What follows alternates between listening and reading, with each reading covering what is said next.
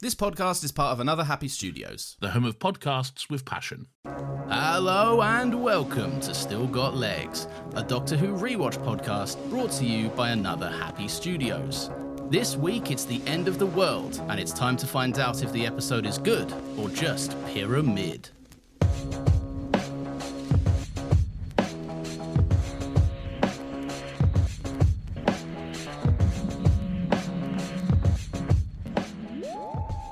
Hello everyone, welcome to Still Got Legs, the only Doctor Who Rewatch podcast in the world. There are absolutely no others that exist.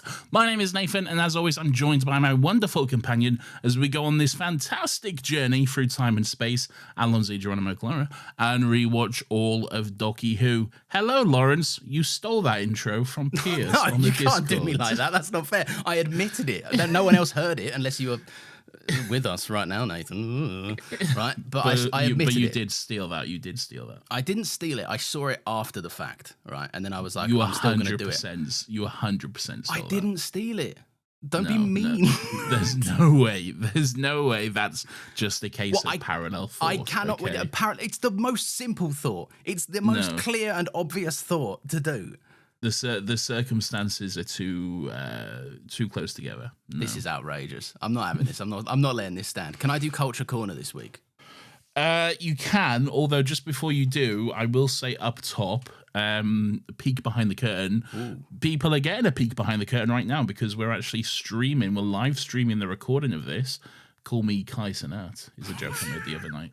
We're live streaming this. Call me right now. Speed. Is that the one that barks?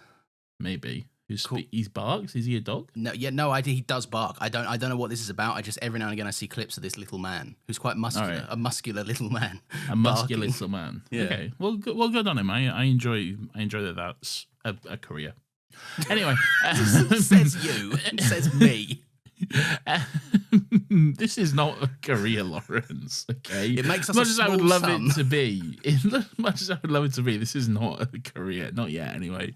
What was I going to say? Yes, we are streaming this. We're streaming the recording of this live on Patreon. Patreon now has a live streaming feature, which we're currently testing out and streaming the recordings of. So we're not announcing them beforehand. It's just going to drop. If you get that email, come tune in, hang with us.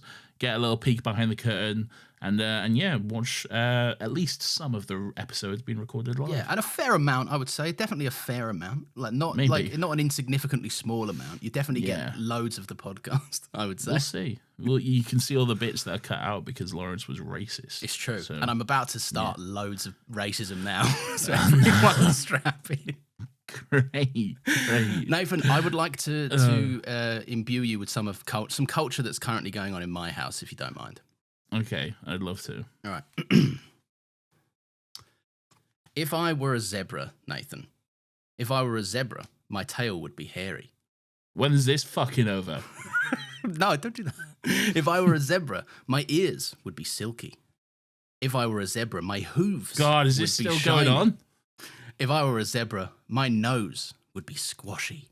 Fucking hell, wake me up when it's over. Just trying to turn the page one second.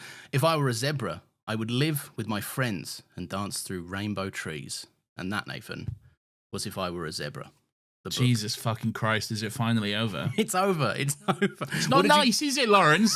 It's not nice. No, it's quite disparaging, actually. It is. It's very disparaging. It's very disheartening, isn't it?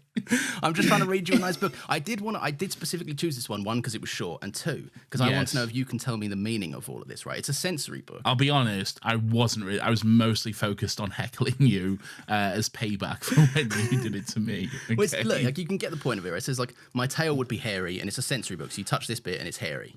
Read it all again to me, please. My tail would be hairy. My ears would be silky. Yes. My hooves would be shiny. Are they shiny? Yeah, a little bit. Not really. Okay. My nose would be squashy. This is a squashy, like a carpety kind of vibe. And then this one, if I were a zebra, I would live with my friends and dance through rainbow trees.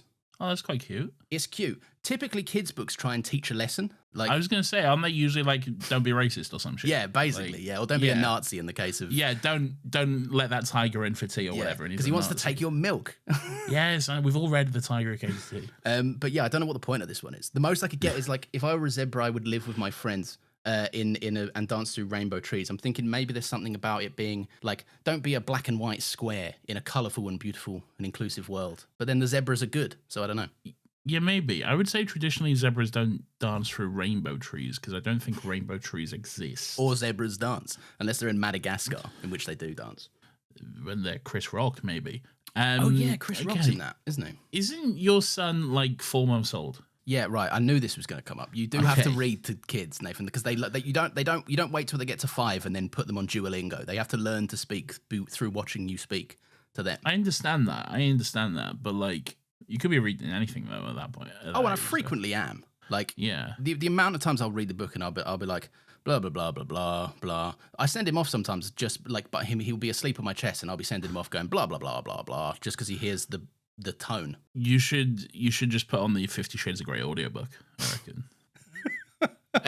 All right, so what are we here to do today, Lawrence? What a great question, I'll tell you. We are here to talk about Doctor Who, episode 134, maybe, but again, as I say every week, that could have gotten fucked up at some point. Yeah, but you never go and check. That's what I admire about you. And I never will, until we get closer to like a milestone, like a 150... 200 or something, then you'll find out we missed it 2 weeks ago. Yeah. Or maybe we already have. Who knows? Yeah. It's season 10, episode 6, written by Peter Harness and Stephen Moffat, directed once again by Daniel Nettheim or Nettheim or Nethelm. I don't know. Daniel Nettenheimer. It is, of course, the pyramid at the end of the world. The pyramid at the end of the world, Clara. Clara's not in this one. She's dead. But She is, unfortunately, she's not dead. Well, she is dead, but she's currently doing gallivanting, isn't she? Off. Well, no, she's dead. She's dead. She saw her death. Yeah, so. but then in the same way, you could say that like I'm dead, couldn't you? Like, because at one point in future, I will be dead. I'm not currently dead though. I haven't seen your death though. In the timeline of the show, she's dead. But nor is the Doctor, because he forgot about it. I'm not the Doctor. Oh, but I'm not the Doctor.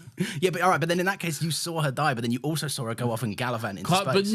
But Clara knows. But the Doctor knows Clara's dead. Oh yeah, he does. Does he? Yeah, he does. He knows of her. He knows about her. He just doesn't know who she is. He doesn't know the specifics. Oh, I see. Yeah, he's like he knows what went down, sort of. But he knows. Yes, he knows she was a very important. But like you said, he remembers there was a mummy on the Orient Express and a thing in a submarine. But he just can't remember the specifics of it. I don't really know how it works. All right. Like if he were read it in a book, Nathan, you might say, like a story. Yes, like zebras or whatever dancing through the rainbow forest. Shut up. Was that Culture a children's book? I guess. Oh wow, ageism on the podcast, Nathan. Wow, ageism against babies. They have rights just the same as you and me. Right? I'm baby rape. They have less rights, which is legally true. Can they vote? Oh, you're coasting by. Can they vote? Yeah, no, I guess not. So there you fucking go. All right. When your baby can vote, then we'll be equal. All right. And with good reason, babies are dumb, all right? It's true. He wouldn't be able to do an informed vote. He'd probably just go into the booth. I'd be like, hold this pen. He'd be like, no. And then he'd poo his pants and then we'd leave. Babies don't understand the complexities of elections, okay? No, they don't. Quite frankly. It's not that complex, to be honest. No, you vote for the least big cunt, basically. Yeah, I was going to say vote for the not racist one, but good luck these days. Have fun. Vote for the least racist one, I guess. And sometimes you might be like, oh, but this Prime Minister's a person of colour. They'll still somehow be racist. Yeah, like often they'll be from the more racist party somehow. Don't know how that works, but somehow it does. Anywho, what are we doing, Lawrence? Doctor Who. Oh, you did all the stuff. General thoughts, Nathan. What are you thinking about the pyramid? Oh, maybe tease. Who knows? At the end of the world. You stealing that joke from Pierce again? It's not. It's my joke. All right. We both had the same joke. I'll admit it's also his, but it's mine his too. was documented first on Discord like a week ago. That doesn't make it fair or true. We could go. I quite enjoy this. I think it's doing everything last week did, but in a way that is a little bit less like intense because it has to last week delivered a big promise in the setup and it was the whole shattering moment at the end. It's like it's a whole Matrix. Now you got to figure out what the fuck's going on back on real Earth or whatever. And it expands it nicely. I don't think there was anything necessarily wrong with the episode, but it has kind of switched gears into like we need to do a bit more of the legwork. You had the hook. Here's the legwork, and I'm sure next week is going to be like a big bombastic finale to it or whatever. But I liked it. I think it was good. I enjoyed some of the little side characters that showed up. I think it's delivering some good steaks, ribeye, T-bone, you might say. I think I made that joke last week, I believe. Why? It's my joke because now I documented it first on this podcast. But I mean, it was already documented. No, not on this podcast. On this specific thing, I documented it first. This is an episode, not this. On the podcast, it's already been documented. So I think this is a good episode of Doctor Who. What do you think, Nathan? I quite enjoyed this. Maybe not as much as last week, but I definitely did still have a good time watching this. I enjoyed this. I had a good time watching it as well. It was my previous understanding that I liked this one a bit less than last week. And I think that's true. I don't think it's as good as Extremis, but I still think it's actually really good. It quite surprised me how much I actually did enjoy watching it. I think it's a really interesting episode. I think the story is great from a writing perspective, and I think there's a really interesting dynamic and twist and turns that it takes. Where are all the Italians? Bring back the Italians. Yeah, we can't do as many fun accents in this episode. Well, there's some you can do. You've been excited to bust out your Chinese one. No. You said, like, you texted me earlier. You said, Lawrence, you cover Russian and American. I said, no worries. And you said, I've got something special for the Chinese one. No, I did not. I did not say this. I'll pull up our entire text thread right now, okay? Don't fucking tempt me. All right. I think it's a really good episode. I think it's really interesting. There's some like interesting twists and turns it takes along the way. It's not necessarily like, I guess, what you might expect from the middle part of a three-parter. And I guess being the middle part of a three-parter, being the second act, it kind of like it's got a lot of work to do because it's got to still keep you hooked, still keep you interested, maintain the story, but also not have the big exciting ending to the story, you know? So it's kind of got to be quite middle of the road, but still maintain your enthusiasm and stuff, which I think it does. I think it pulls off. I think so too. It manages to still feel like things are amplifying without it getting to like they didn't jump the shark too early. They left some stuff for them to explore in this one, which is good. It doesn't it's a miracle this episode isn't just coasting along the entire time. Yeah, which it could be. It could just be spinning its wheels until next week's wrap up. They really could, yeah. It would have been very easy to be like, hey, do you remember The Matrix? This was... we did The Matrix last week, and now we're like, oh my God, I can't believe that was The Matrix, you know? But they don't. They're very much quickly like, and that's that, let's move on. You know? And it's straight away, to be fair, if we might get into it, Nathan, it does open with a little previously. Yeah, sorry, try and stop me, everyone. Is that a Jim Carrey thing? You're thinking of Somebody Stop Me from The Mask. That's it. Somebody stop me. Do you like The Mask? I do like The Mask. You watched it when you was like fucking 25. I was too old to watch The Mask. Yeah. I watched it when I was like 4, and I was like, I love everything about this. Yeah, because it's big and loud and weird. And as a kid, you'd probably be like, whoa, this is amazing. But yeah, as an adult, I was like, this is nonsense. Turn this off. Party time. P-A-R-T. Why? Because I gotta. I see that to me. See, it's great. It's good stuff. No, it's horrendous, and it's too horny. It's an aggressively horny film. It's very horny. Cameron Diaz is... Well, anyway. Night and Day, your favourite movie, Cameron Diaz and Tom Cruise. No, I've not seen that movie. You haven't seen Knight and Day? I've not seen Knight and Day, and I frankly have no interest to ever see that movie. Why not? The world has enough Tom Cruise movies as it is, quite frankly. Did you ever see the Jack Reachers that he did? Did too. I did not, but I did this weekend watch an episode of Family Guy that was called Fat Gun. And it was basically a parody of both Top Gun and Top Gun Maverick in one 20-minute episode of Family Guy. Fat Gun. Yes, it was quite funny. Way to put a pin on it. Fat Gun is great. Yeah, it was quite good. But yeah, so anyway, this episode opens up, right? It's a It's a fun little back and forth between, like, it's sort of a previously on, but it's also Bill going on that date that the Doctor told her to go on last week at the end. It's a previously on, but not as you know it. It's a little bit of a twist. It's like a previously, but also here's a new episode. Yeah. But also previously, but also here's some new episodes. It's a good little tactic, to be fair, because you absolutely need the context. You need to remember the context of last week to understand fucking any of this. Right. Yeah. But it is a fun way of being like, don't skip this new episode. The episode is still going. There's a new episode here. Like, they're talking to you because they know you'd skip it. Yeah.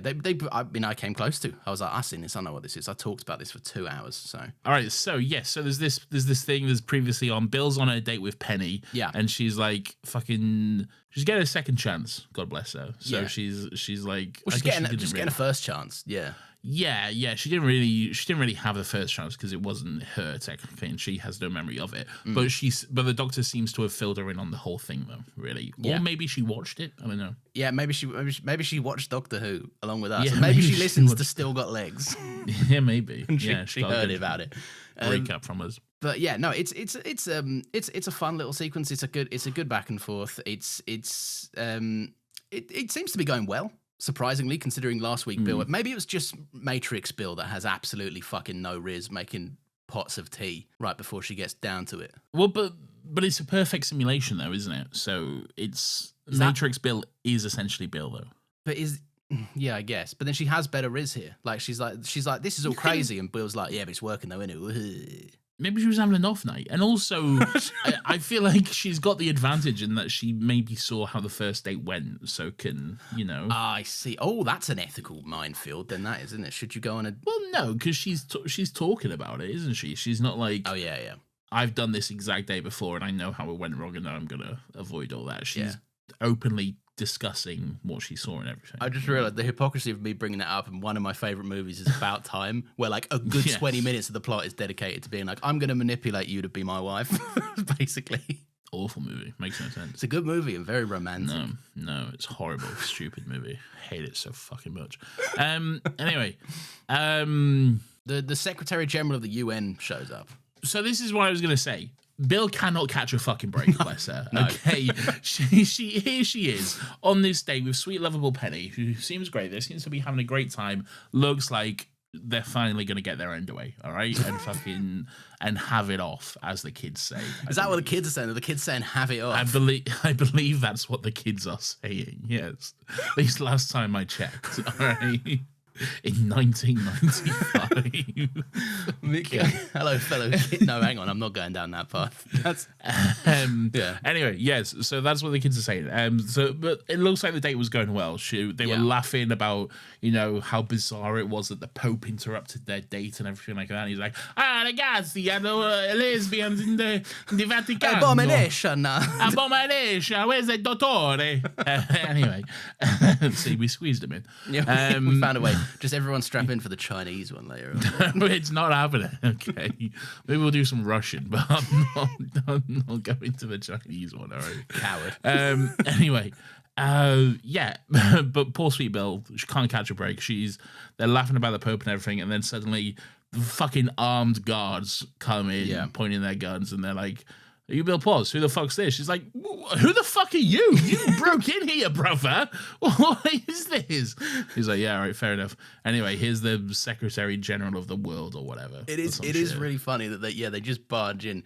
Oh, yeah. You Bill Potts, are you? Yeah. You in your own house? Yeah. Who's your mate? Fucking who are you? But yeah, it is a fun little thing.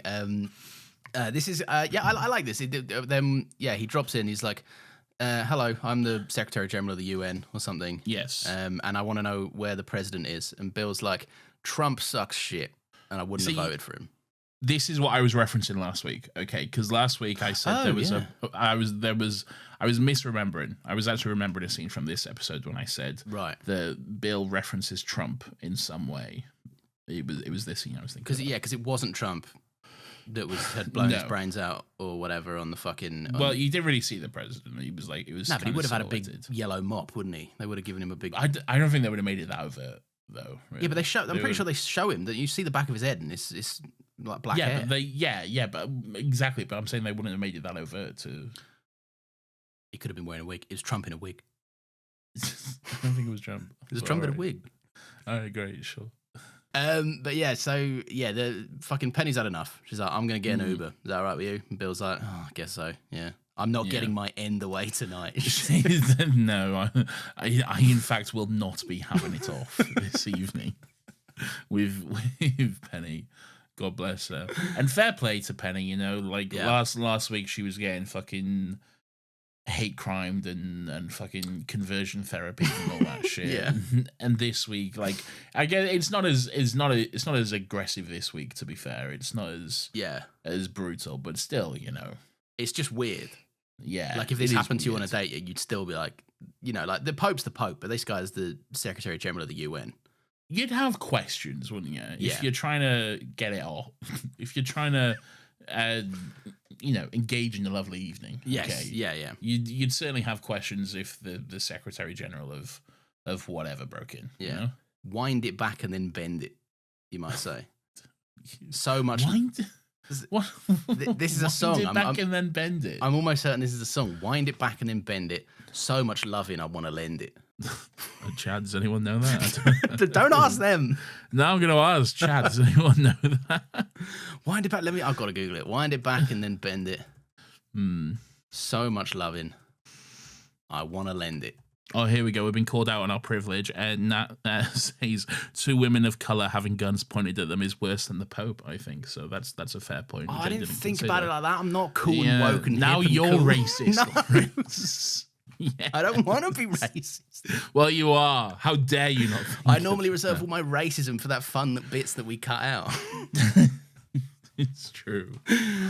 So the Secretary General, he's like, Bill, I got a little iPad. We're in the car now, right? And here's my little iPad. I'm showing you this land, right? This land's disputed territory. It's got a pyramid in it, right? And Bill's like, sick. I love pyramids. Yeah, Bill's like, sick, man. That is so fucking sick. But this guy's like, look, China, Russia, and America are all here. They got troops.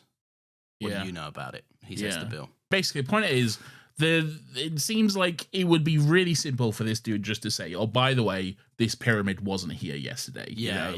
Seems like you probably should be opening with that, okay? But he's been really cagey and coy about it. I guess he wants a dramatic reveal because it's a TV show episode. Yeah, so he knows that he's the build-in to the sting this week. yes. So they're on the phone to this other guy, the United Nations. It gets very confusing this episode because it feels like it should be UNIT, but it's not. Yeah, it's for some reason it's not UNIT. Yeah, it's the United Nations, which UNIT used to be. UNIT used to be because UNIT in Classic Who and I think season 1 of Doctor Who, UNIT stood for United Nations Intelligence Task Force. Okay. Yes. Yeah. And then in season 3 or whatever, it was changed to Unified Intelligence Task Force. Yeah. So I don't know what the fuck's going on, but it feels like it should be UNIT because they have the presidential plane and like Kate would fit into this, I feel like. Yeah, normally when the Doctor's called the President of Earth, UNIT are cutting about somewhere around then. Like it's rare that he would be called the President of Earth without UNIT being around to like be like, yep, this guy is speaking sense or whatever the fuck. Yeah. But yeah. Anyway, yeah, no, you're right. He doesn't lead in. He should immediately because he rings up a little soldier or whatever, and he's like, "How's it going there?" And he's like, "Pyramid's still a pyramid, brother." And he's like, "All right, sick."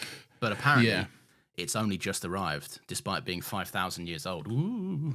Brother on the phone is like, he's getting my point. He's like, oh, you haven't told her yet? Seems fucking stupid. Why would that not be the first thing you would mention? You're withholding like the information. Like this is the whole fucking reason we're here, brother. Okay. And like we just see him in the car and stuff, but like he would have had to have been like, right, let's go to the car. Right, let's wait for the car. Maybe it's not right there straight away. Maybe they wait for a moment. They get in. I feel like that car would be there. You know. He's not the kind of guy who's just waiting about for a car to pick him up. He's Uber pooling. And how awkward it is when Penny shows up in her Uber. Oh, no. Do you remember Uber Pool? They don't do it anymore, but what a weird fucking experience that was. The worst experience of my life was I had a fucking horrendous night out, right? And when I say horrendous, I mean I got raucously drunk. Right. Yeah. And then I had to go to fucking where my mum and dad live, right? Which is about like no. I know. I was so then close. I remembered. Well done for remembering. I mean, I wouldn't necessarily care, but we don't say it. We don't say certain things, right? Yeah. But yeah, no, fucking. I had to get there, and I was like, oh my god, I have like like something about the train station was like fucked. It just wasn't. There was no trains going anywhere, Yeah. and I was like, great, I'm gonna have to fucking Uber it all the way home, which is like an hour and a bit drive. And I had to Uber pool it because I was a uni student and poor as fuck, and I shared the car with like two absolute fucking lunatics while I was hanging out my ass in heavy London traffic in a car that the radio was blaring in, and I was like, I think I'd rather die than be doing this right now. But horrendous. Why lunatics? What were they doing? Just like one of them was like talking to himself, but in a weird way. Oh, they weren't together? They weren't... No. This was like, it was like a... Two separate passengers? If they were together, like, you would believe that they'd have never spoken in their life. Right, like, okay. And it was just kind of awkward. Luckily, I was not in the middle seat. That would have been the worst experience ever. That'd have been crazy. Yeah, so it was this fella, he was like talking to himself, and I think there was a woman there that was, she probably wasn't a lunatic. She was also like, I think just like me, trying to avoid whoever this lunatic was. But yeah, bad times at the El Royale.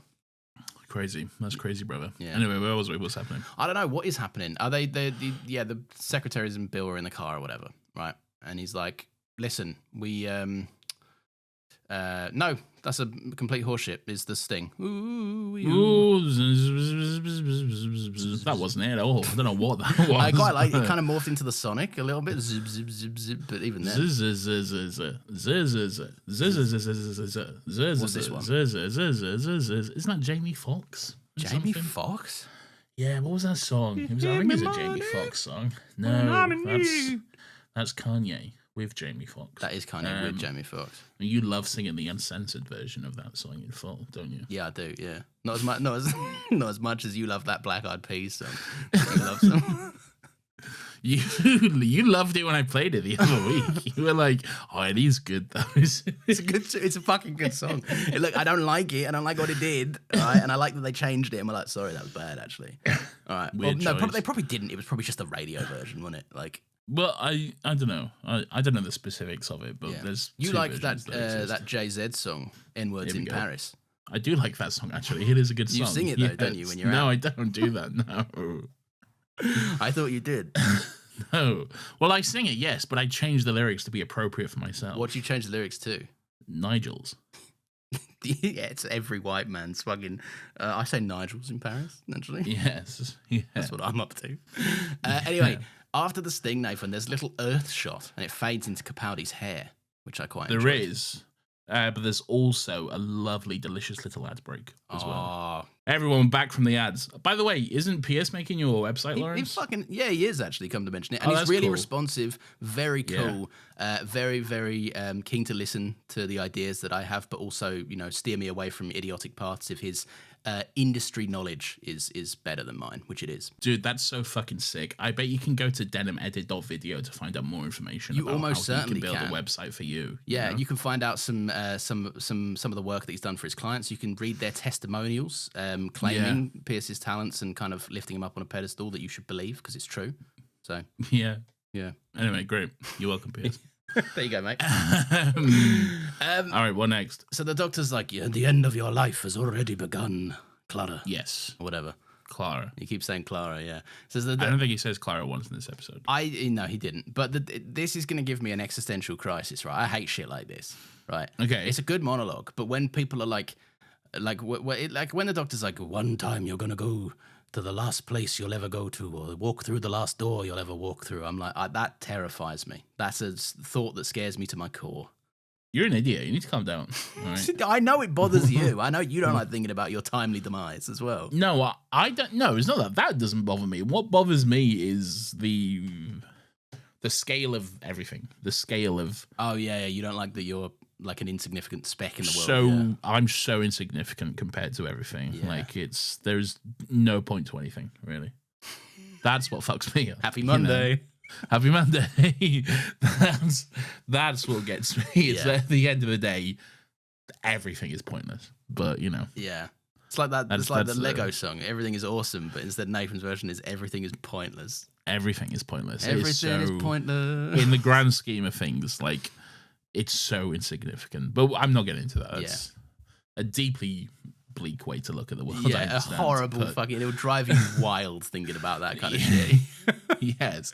But look, I love moments like this. I love the triple hitter of a doctor monologue where he's talking to the camera, he's strumming on the guitar, he's musing to himself in the TARDIS. It's all good shit. He always does it so very well. I love his little look as well. Yeah, he looks sick. He's got a darker coat on, and he's got the red shirt unbuttoned, going for a bit of a lazy chic look. He is going for a lazy chic. Well, he's got a lot on his mind.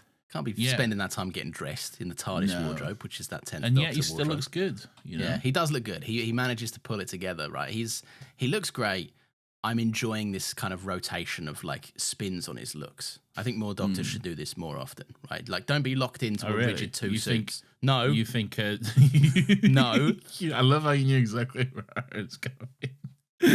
You think the Doctor should have a different look every week? That's your popular No, it's not my popular opinion. I think you should have a spin on the same look. I hear that you love that, and you're going to discuss that in great detail at some point. Well, I can't wait to discuss it in great detail. Right, that's something that what I will say is that I'm excited for that conversation. Yeah, which I'm sure we will have. Fucking hell, Suit Talk's going to be so busy during that. We should make a jingle for it, really. Suit Talk, it's Suit Talk. I'm not cutting this out. I'm not keeping this until like Suit Talk. Suit Talk with Nathan and Lawrence. Is that what you want to look it's into? Filmed in front of a live studio audience, which is true now, I guess. Yeah. Good on us. Good on us, indeed. But yeah, so yeah, the Doctor's going on about all of his existential kind of stuff, right? And Bill, I like that there's a little HQ that they have where the TARDIS sits within, because it is fun that Bill's just like in the office and she's like, "What are you doing in there? Why have you locked the door, you fucking weirdo?" Like, yeah. The Doctor's like, Bill's like, "Hey, the UN called. They really want to fucking speak to you about Menace or some shit." Yeah. And he's like, well, tell him to fuck off. I'm busy. All right, basically. But then he steps out of the TARDIS and realizes he's already on his presidential plane. Yeah. And he's like, but like, it begs the question. They're like, he's like, "Hey, how do I fucking get here? Like, I swear, like, you need to, like, the windows aren't big enough to get out." And then that American guy's like, "Oh, they are now." Did they blow up the university? I think they did. They either did that or they like, what did they do? They took a wrecking ball to it, maybe, to like the fucking the corner of the wall, I guess, maybe. A wrecking ball. They might have wrecking ball it. Might hashtag that seems Miley so Cyrus. Excessive. Yeah. You know, what else would they do though? They can't. It's an established building. You can't just come along and be like, "Take that wall out." It's not the fucking like The Sims, is it? And also, like, how did the Doctor not notice this? Maybe he was deep into his meditation. I think he was deep into his meditation. That you said, yeah. Like, I think he was really deep into his meditation, really into it. Stop. I think he was. I'm just saying. I'm saying a normal thing. I don't know what you're saying. Anyway, right. The UN guy's like, "Hello, I'm also here. Here's my iPad. There's a pyramid on it." He's learned. He cuts to the chase now, doesn't he? He cuts to the chase? Yeah, he cuts to the chase. He cuts to ITV's The Chase. Yeah, Bradley Walsh.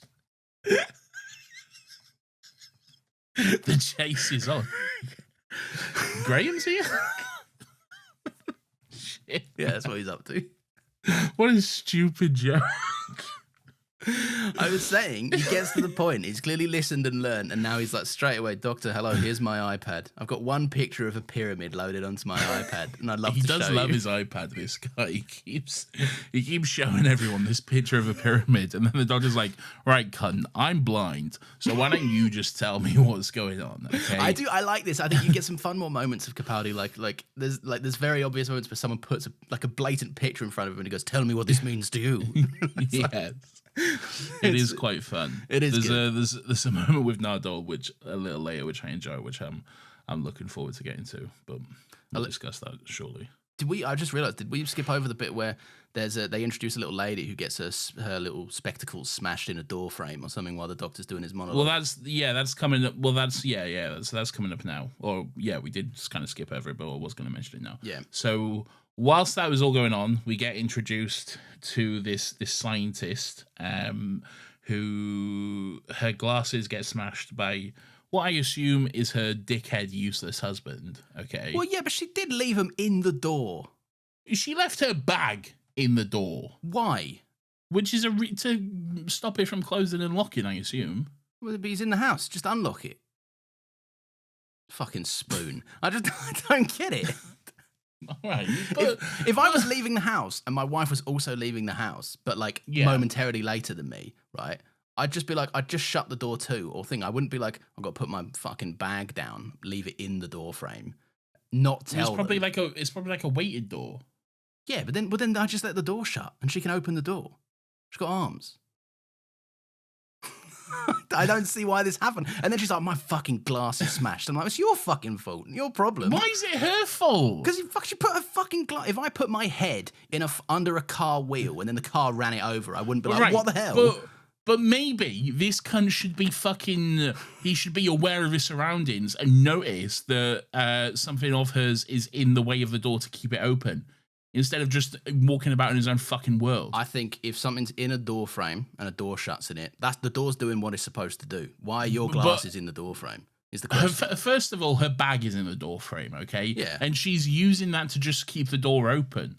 To help him, presumably. Well, then there's the risk. She's been kind. Then you've offset a risk, haven't you? Like, that's what you need to be at home with that. You shouldn't have smashables, breakables, perishables in your bag that you're using as a weighted perishables. Door. They're fucking glasses. Well, they perished, didn't they? I don't like how you've immediately vilified this woman. I have, and I'll vilify every other woman I see. I don't like what you've done here, quite frankly. Tony from Fresh Meat is here, a show I know you haven't seen. Right, is that the scientist guy? Yeah, the scientist guy. There's Tony Gardner? Yeah. See, interesting. This is a generational divide, okay? Because wait, my parents are aliens or something? Yes! Yeah. Yes! Yeah. You know him as Tony from Fresh Meat, a show I have not seen, don't care to watch. Fair enough. And I know him as the dad from My Parents Are Aliens. He is like a classic TV dad, then he looks like a TV dad. Yeah. Like My Parents Are Aliens was like 20 years ago, and he still looks like a TV dad. He's the same guy. Yeah. He reminds me, he immediately gives off the vibes of like, if you've watched the Sarah Jane Adventures, Maria's dad, and like, I'm like, that's just a guy in his 40s who is like, oh, he'll wear like a sweater vest. Yeah, or a t-shirt with a logo on it and a pair of jeans. A sweater vest. No, sweater vest. Only sweater vest?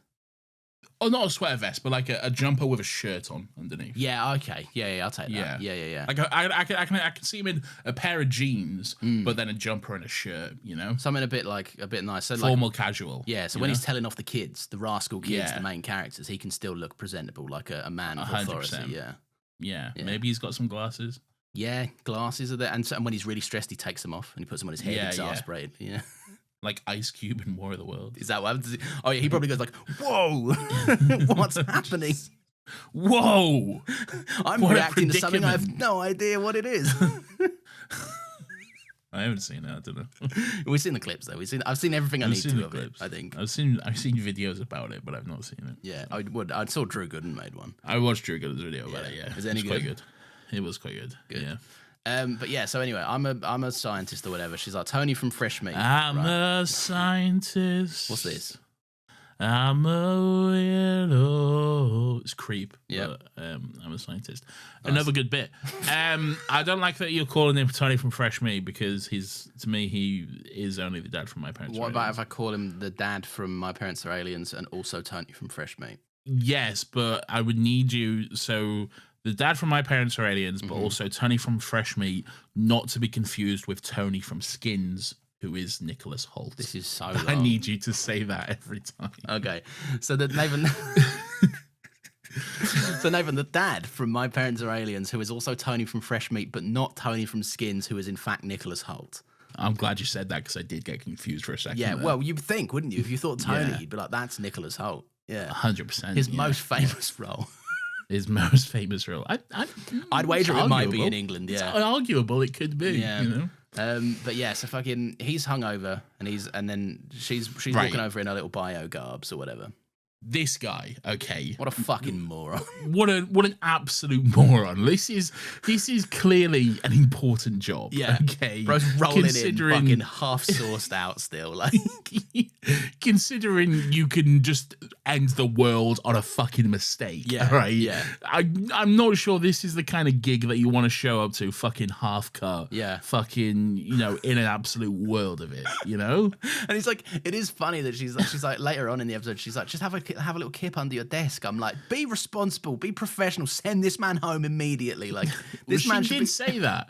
She did say that, to be fair. She's like, why don't you just go home? And he's like, oh, don't be daft, that's stupid. Yeah. And she's like, why don't you sleep under your desk? And he's like, what a great idea. That's way less stupid than what you said, yeah? That's such a better idea. Like, what's the difference at the end of the day? Look, you know? this guy, right, and I think he's like, he plays him well, right? He's just clearly a fucking layabout dipshit. Like, he's clearly the guy at work that shows up, gets his paycheck, and the rest of the scientists are like, fuck, I'm on shift with this absolute twat of a bloke again. I'd hate him if he wasn't the dad from My Parents Are Aliens. Yeah. Or Tony from Fresh Meat, but not to be confused with Tony from Skins, who was played by Nicholas Hoult. Well, I'm glad you did say that, because for a minute there I thought Tony from Skins. I'm glad. Yeah, I wouldn't want you to get confused. All right, so yes, so we're setting up the stakes or whatever. Yeah. Everybody, good joke. So the scientists going on, they're making the bacterial germs or whatever. They're pumping some gas in plants and they're shit. doing science shit. I don't know about it. I don't need to know about it. All right. Yes. All I know is they're wearing those Breaking Bad suits. Yeah. And they're doing shit with gas. Yeah. All right. They're gassing out some Shit. plants, and then if you do it wrong, you gas out the world. Yes, like frankly, it's above my pay grade and knowledge grade. Quite frankly, That's like, horrendous. If this is above your pay grade, then how on earth is the dad from My Parents Are Aliens and also Tony from Fresh Meat, but not to be confused with Tony from Skins, who is in fact Nicholas Hoult? How is it not? I can't even remember the point I was making. I feel like I kind of know the point you're making, but like, Yeah. How is this man getting a salary? Is my point. a good point. Okay, because I will say, and I don't want to be too dismissive. Okay, but also the house that the woman scientist lived in didn't look like it was that nice or expensive. Really, No. It was a terrace row house. A terrorist row house. A terrorist. I would hate to terrorist live in a row. terrorist row house. A row of terrorist houses? No thanks. A terrorist house. Okay. So yeah, fuck. I don't know. Yeah. She's got big Maybe- heavy doors that slam. No thanks. Get over these doors, man. All right. I want my doors to close when I want them to close. Thank you. I don't want to be kicked on the arse on the way out. Thank you. I have a fire door that slams. I hate it. I've had both, and fire doors are not for me. If I see a fire, I'll Safer. shut the door. Thank you very much. But they're safer, and in some cases now a legal requirement. Mine's a legal requirement. Really? You going up in flames a lot? No, but it's a legal requirement to have it. You got dipshit like pan frying neighbors. I that think are always... I think it's if you live in an apartment building, I think it's a legal requirement to have them. Oh, that makes sense. That's maybe Yeah. one of the few things they did about the fucking Grenfell. Grenfell. Yeah. Yeah, maybe. Not any of the cool, important stuff that you should do, but they were like, No. let's make a fucking fire door rule that won't do anything. Yeah, maybe. Yeah. Maybe. So yeah, what's going on? On the camera, Nathan, they're being watched in their lab. Yeah, so, They've been watched by the monks. The monks like, hello, we're here too. Yeah. Ooh, we're looking, and we're watching through our. Do you remember that episode of The Office where they where they went to Florida and they were selling like pyramid tablets and shit? And it was like. Then we're watching on our pyramid tablet. we're watching on this little iPad that's a triangle for some reason. Yeah. The format in which nothing is filmed. The objectively the worst shape for viewing content. I A fucking triangle. I love having two top corners cut off of my content. Thank you very much. Yeah, it's so good, man. But yes, Anyway, they got big pyramid screens, and they're like, "Yeah, we're looking at this Yeah. fucking lab or whatever." we're here. We're doing a lab. Ooh. Cool. Anyway, good on the monks. Yeah. So the doctor he goes to see the pyramid Yes. with everyone. We're off to see the pyramid, the wonderful pyramid of Oz, you might say. To Turkmenistan. Oh yeah, nice, very good, good stuff. Not Oz. Oz is Australia. Oh, yeah, yeah, very good. Yeah.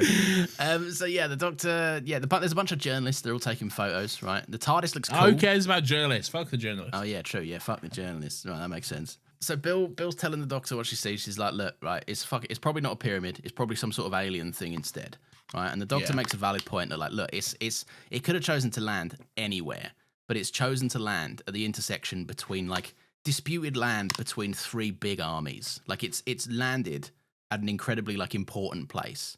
Yeah. And that must mean something. It's a message. And he says the message is bring it, which is quite cool.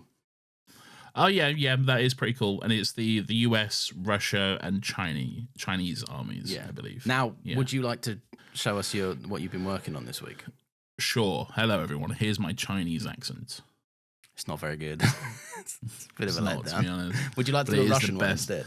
Yeah, sure. Hello, everyone. Here's my Russian accent. These are bad accents, man. What about your Italiano one? Hey, Babadabuji. Hell yeah. Vincenzo. Very, very nice. But yeah, so the doctor walks over to the pyramid. He sonics the little barrier. Lawrence, it's so good to see you. Lorenzo. Oh, is that the Pope? You fix the TV. I try to watch a murder she right, and and I keep getting ITV's The Chase. Oh, the chess. Oh, I like Bradley Walsh. So he's so funny. Bradley was a handsome man. He's so funny. You know Fanny Schmeller? I've seen this Fanny Schmeller. I see the Fanny Schmeller joke.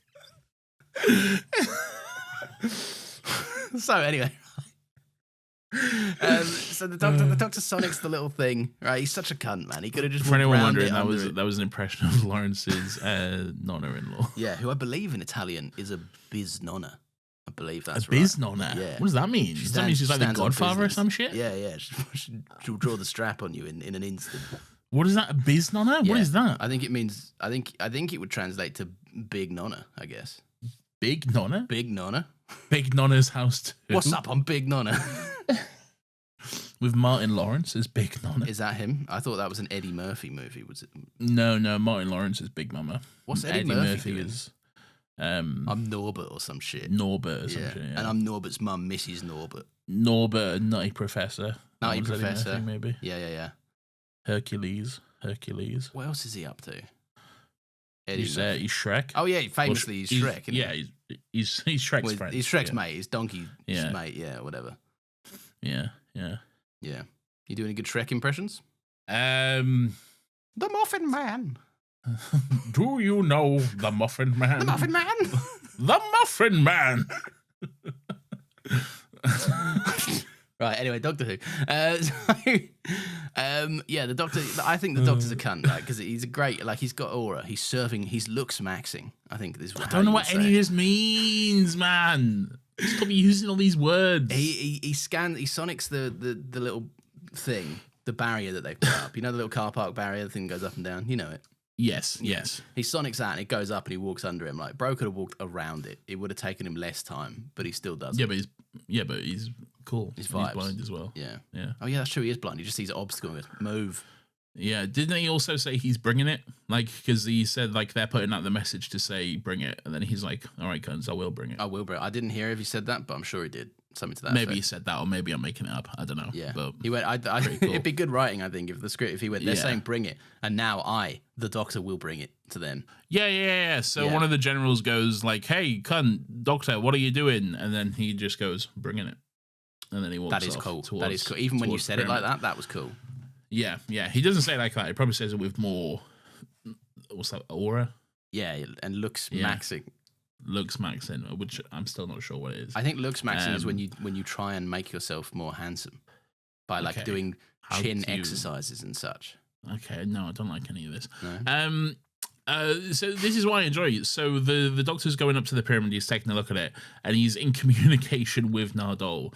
I love some earpiece acting, okay? Oh yeah, when there is clearly no earpiece, okay? It's one of my favorite things to see. Yeah. Because I love to see what they're gonna do. How are they gonna show? How are they gonna get across? Yeah. That they're speaking across some sort of earpiece or phone line or whatever the fuck they're doing. Yeah. Okay. I'm watching Arrow at the moment. Okay. Yeah. At Green Arrow, he just touches his chest. There's nothing there, okay? Oh, but he just touches his chest when he's talking to like Overwatch and his team or whatever. He's got to let him know. He's got to let him know. He's got to let him know. Okay, now, so he's touching his chest, okay, which is great. Nardole, Matt Lucas, has opted to just grab his coat button, okay? It's literally just the button of his coat and talk into that as if it were a microphone. Maybe it is. I don't know. Maybe he's got one sewn in. Maybe he's somehow made this wooden button of his coat a microphone, but he's just holding that. And at one point, Bill grabs it and speaks into it as well, which is very funny. So I don't know. I enjoy that quite a bit. My favourite of those is in the Avengers when Chris Evans clearly not wearing an earpiece, and the camera pans to him not wearing an earpiece. He goes, he does this dramatic turn to the side, and he's like, "Wait, we got to do this in the Avengers or whatever." Yeah, and it's like, what's bro doing? Nothing in there. I do remember that. Yeah, I think that's the reason why you can see them very clearly in Age of Ultron. Yeah, that might make sense. Yeah, because they are very visible in Age of Ultron. Yeah, Whedon's like, I think there's even a scene of like Quicksilver like putting them in or whatever. You know, he's really? getting ready and he shows off his abs or whatever. Oh yeah, he's putting on that little his little Adidas shirt or whatever he's got on. Yeah. Everyone's getting ready for battle, like putting on like suits of armor and magical hammers, and he just puts on a running shirt. Where did you land on the MCU Quicksilver? Fine. Oh, he's fine. Yeah, he's just a fine guy. And he's there. He dies. He serves a purpose. Yeah, he's in one movie. Like he goes, "You didn't see that coming." Hey, you didn't see that coming. Oh, Hawkeye, you are a doofus. You didn't see that coming. Hey, Hawkeye, you didn't see that coming. Elizabeth Olsen's my sister. Hey, we fucking Godzilla. We fucking Godzilla movie. You see movie about dinosaurs? I fucked my sister in Godzilla. She did see me coming. Come on. In Godzilla. No.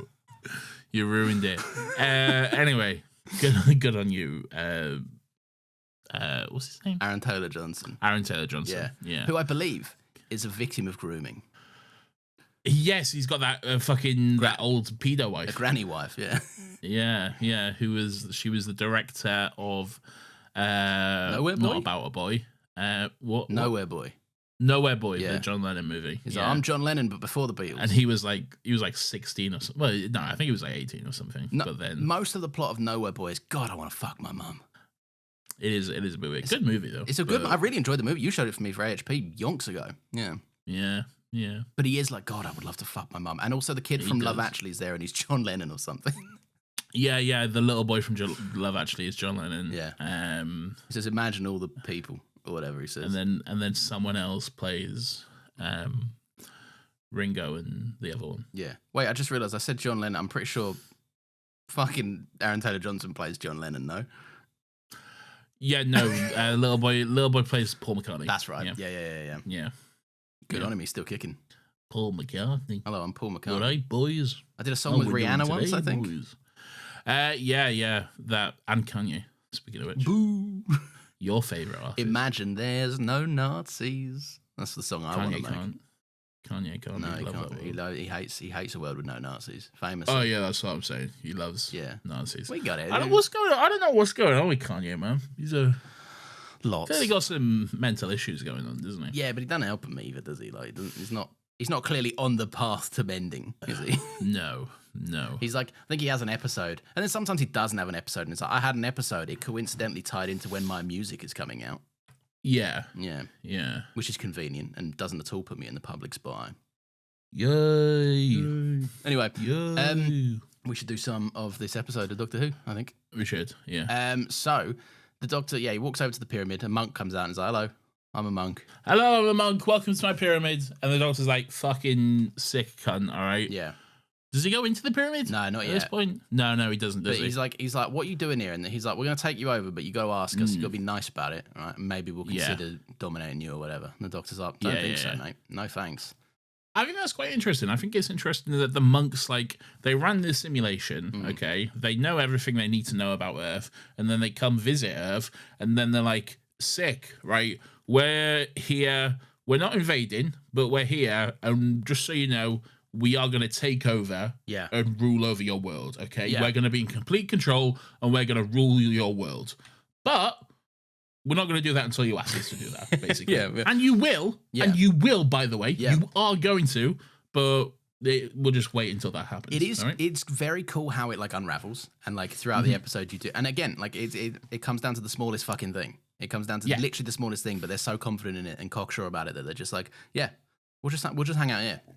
We'll just do some pyramid. We'll do some low-key time fingering or whatever the fuck they do with those strands of tree or whatever they've got going on. Sure. Yeah, that's what they're up to. Sure.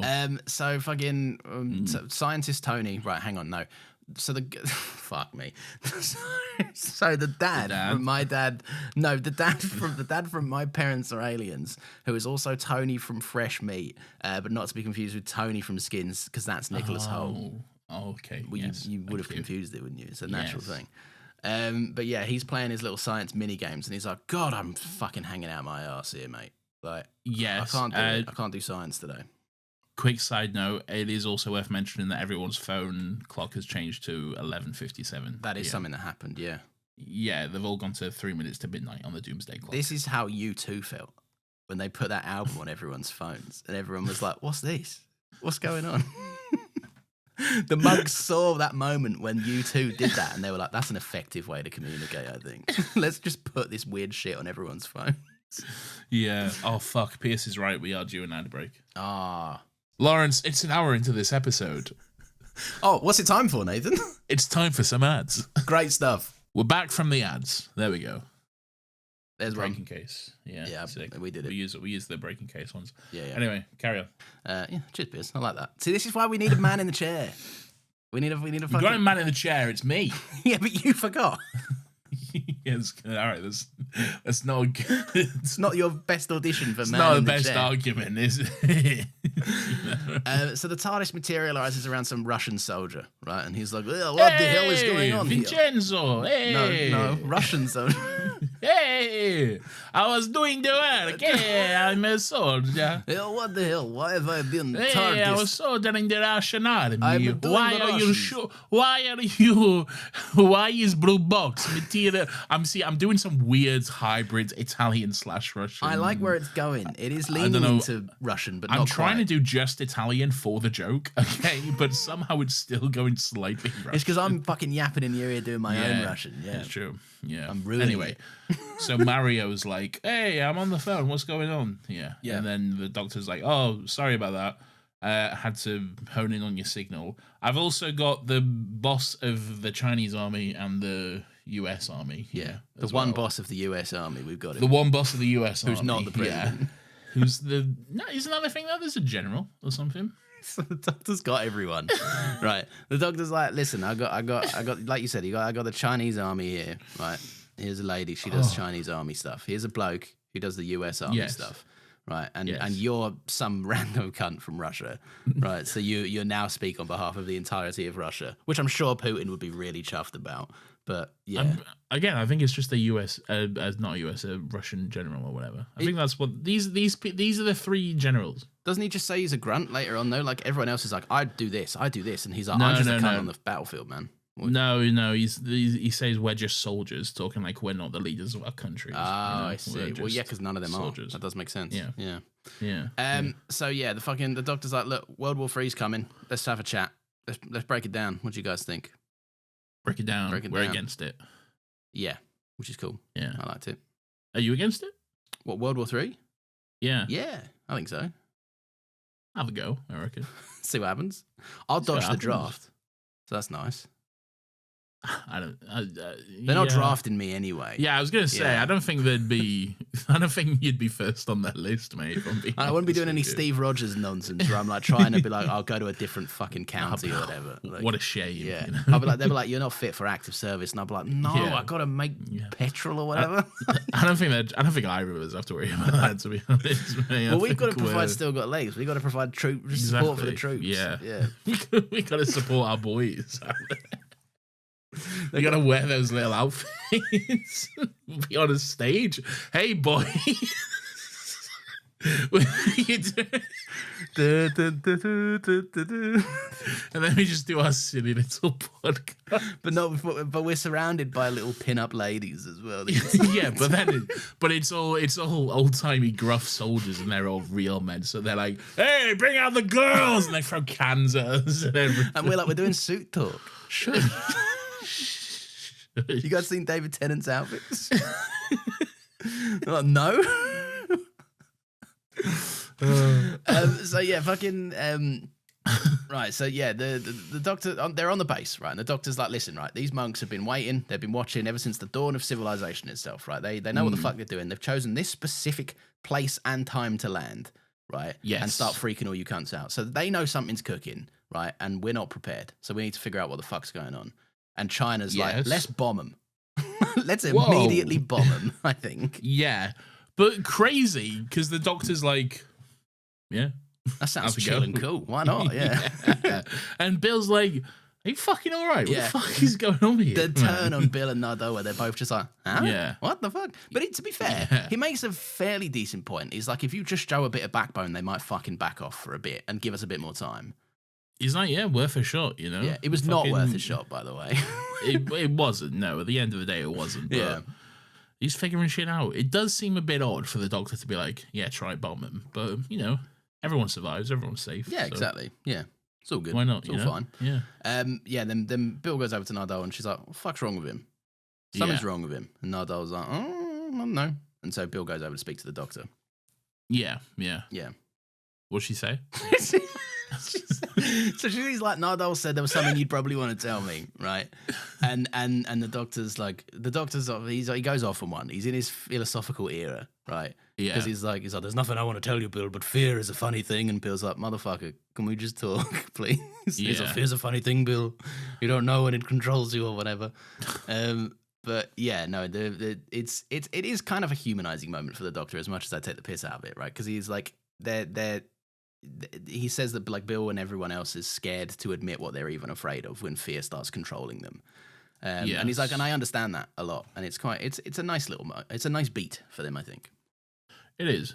I quite like it. I think this episode does a good job at furthering the relationship between Doctor and Bill. Yeah, quite a bit. And this sort of grandfatherly/fatherly relationship that they have. Because this is proper grandfather vibes, isn't it? You go over to your granddad and you're like, Granddad, what do you think about this? Well, in the war. It's like, fuck me. Mine's dead, so I can't. Yeah, I never knew either of mine, so. Brutal. Just chatting out my ass for entertainment. Elon Musk's dead granddads. Elon Musk, no granddad? Megamind granddad. No granddad. Pour one out. Pour one out for Thomas and John. They're my granddads. Yeah. Raise one up to the sky. Pour one out into my mouth. I was going to pour one out, but then it would just pour all over all my shit. So don't do that. You don't need to put that. Would be disrespectful of their memory, I think. It would. Anyway, right. So they try all their shit. They fly. There's a big plane or whatever, and then the monks are like, "What if we were in the plane?" You know, the monks are like, "Whoa, I'm in this plane. This is sick." Yeah. Dude. Well, they gear up with a big Marvel sky beam, right? So they do. They get a big sky beam. Yeah. And they blast one up. Shit? Yeah. Yeah. It's not blue though. To be fair, it isn't blue. It's like, what is it? Like an orangey yellow or some shit. An orangey gold or some shit. Yeah. And they're like, it's one of them things, right? Where I'm just like, I don't know what the fuck happened there, but it was they clearly won the altercation. Right, because it was like they one of them in the cockpit of this like fighter jet that I guess was going to just do a bombing run on them or something was like it just became a monk, and the other one was like, oh, you're a monk, and then you look back again and he's a monk and he's like, we're monks. Oh no, we're monks. We've become monks. We're monks. But then maybe they're not monks. Maybe they just swapped them out because then in the pyramid, I think they swapped them out. Yeah, I don't think they became monks. They come dawdling out and they're like, and fuck. They were replaced with the monks, and then the monks just flew the plane or whatever. Yeah. And then just, Doc, don't make me fly the plane. Yeah. And then they just... But then the sky beam from the pyramid landed the big plane, didn't it? It like brought it down. Yeah, like brought it down like safely. It was like it's a dick measuring contest. It's like you got a plane, we got a sky beam that will fuck your plane or whatever. Yeah. And then they were like, oh, but we shot a missile from a submarine too. Yeah. Oh, there's the fucking submarine. Yeah. Just drop that in the fucking desert. I like it's not the missile from the submarine, it's the submarine. No. Yeah, just the big submarine. Yeah. Pull that one out of the ocean, you know? Which is quite cool. If you were wearing a military outfit, would you rather be like a cool fighter jet pilot or a Navy man? Wait, what? If you were wearing a cool military outfit, would you want it to be a fighter pilot guy or a Navy guy? Neither. Military has no drip these days. Take me back to fucking the fucking 1700s and shit, you know? No, not because of that. Okay. We can go there. Specifically in regards to the drip, I'm talking about the outfits, okay? All right? Military outfits, they had so much drip back in the day, and now they have none. And that's the only good thing, all right, about it, okay? Didn't say a word. I know you didn't have to. Your face said it all, cunt. So yeah, on the fucking they land all the shit, right? And fucking yeah, I do like the doctor's kind of like he says something to the effect of like, I guess showing strength isn't an option anymore or something, because it's like, it's clear that you lost this fucking whatever happened here, you lost it basically. You dick measuring contest. Yeah, you lost basically. The monks won. Yeah. The monks just get out. They're just there, and then they all just do a little turn together and just walk. This was so funny. I fucking creased at this, right? They Me too. Yeah, they go like, we're the monks, and we did that, by the way. And they go, home boys, home. I reckon. Yeah, let's go. Then they all just shuffle off together in single file back to the pyramid. No, they don't even do so a chat funny. on the way. Do you reckon once they got back inside the door of that pyramid, they were like, boys, that was sick. That was pretty fucking sick, boys. We fucking that was pretty see the sick. looks on their faces. Yeah. That's good. I like that. Yeah, I reckon because they would have been walking past the Navy guys that had like waddled out of the pyramid. I reckon when they were going past, one of them dropped the illusion of being cool and was like, cunt, as he went by. Hell on you, cunt. Loser says what? What? Ah! No, I didn't hear what you said. Oh, I get it now. I get what you did. I said loser says what? Yeah, you did it quietly, so you that's know why I was saying what the monk said. Ah, I see. And then they would have said what, and then they would have been the loser.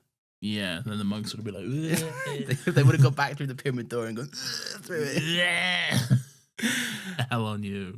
So yeah, the fucking the guy, the dad from My Parents Are Aliens and Tony from Fresh Meat, but not to be confused with Tony from Skins, because Skins that's Nicholas Hoult. Yeah. Oh, okay. Yeah, that guy. He's still hanging out of his ass. This is when he has he's gonna have a kip under his desk. Awful decision. And then the camera pans away, right? And this was a fun little moment because they're doing some gas or whatever. They're doing some plant gas. Right? They're doing more vague science. Again, I don't understand. I don't need to understand. Yeah, but the camera pans away, and the shot is clearly intended to be like, he did the wrong thing. Oh, and I'm like, yeah, I don't know what the right thing is. It's true. It is one of those shots where it's like, is clearly telling you something wrong and sinister is happening. Yeah. Because there's this wrong and sinister music happening. Like, all right. I'm like, as far as I'm concerned, this is the right, like, fuck, yes. I don't know, man. This man's doing a good science. I thought to myself. this is just science to me, brother. You know.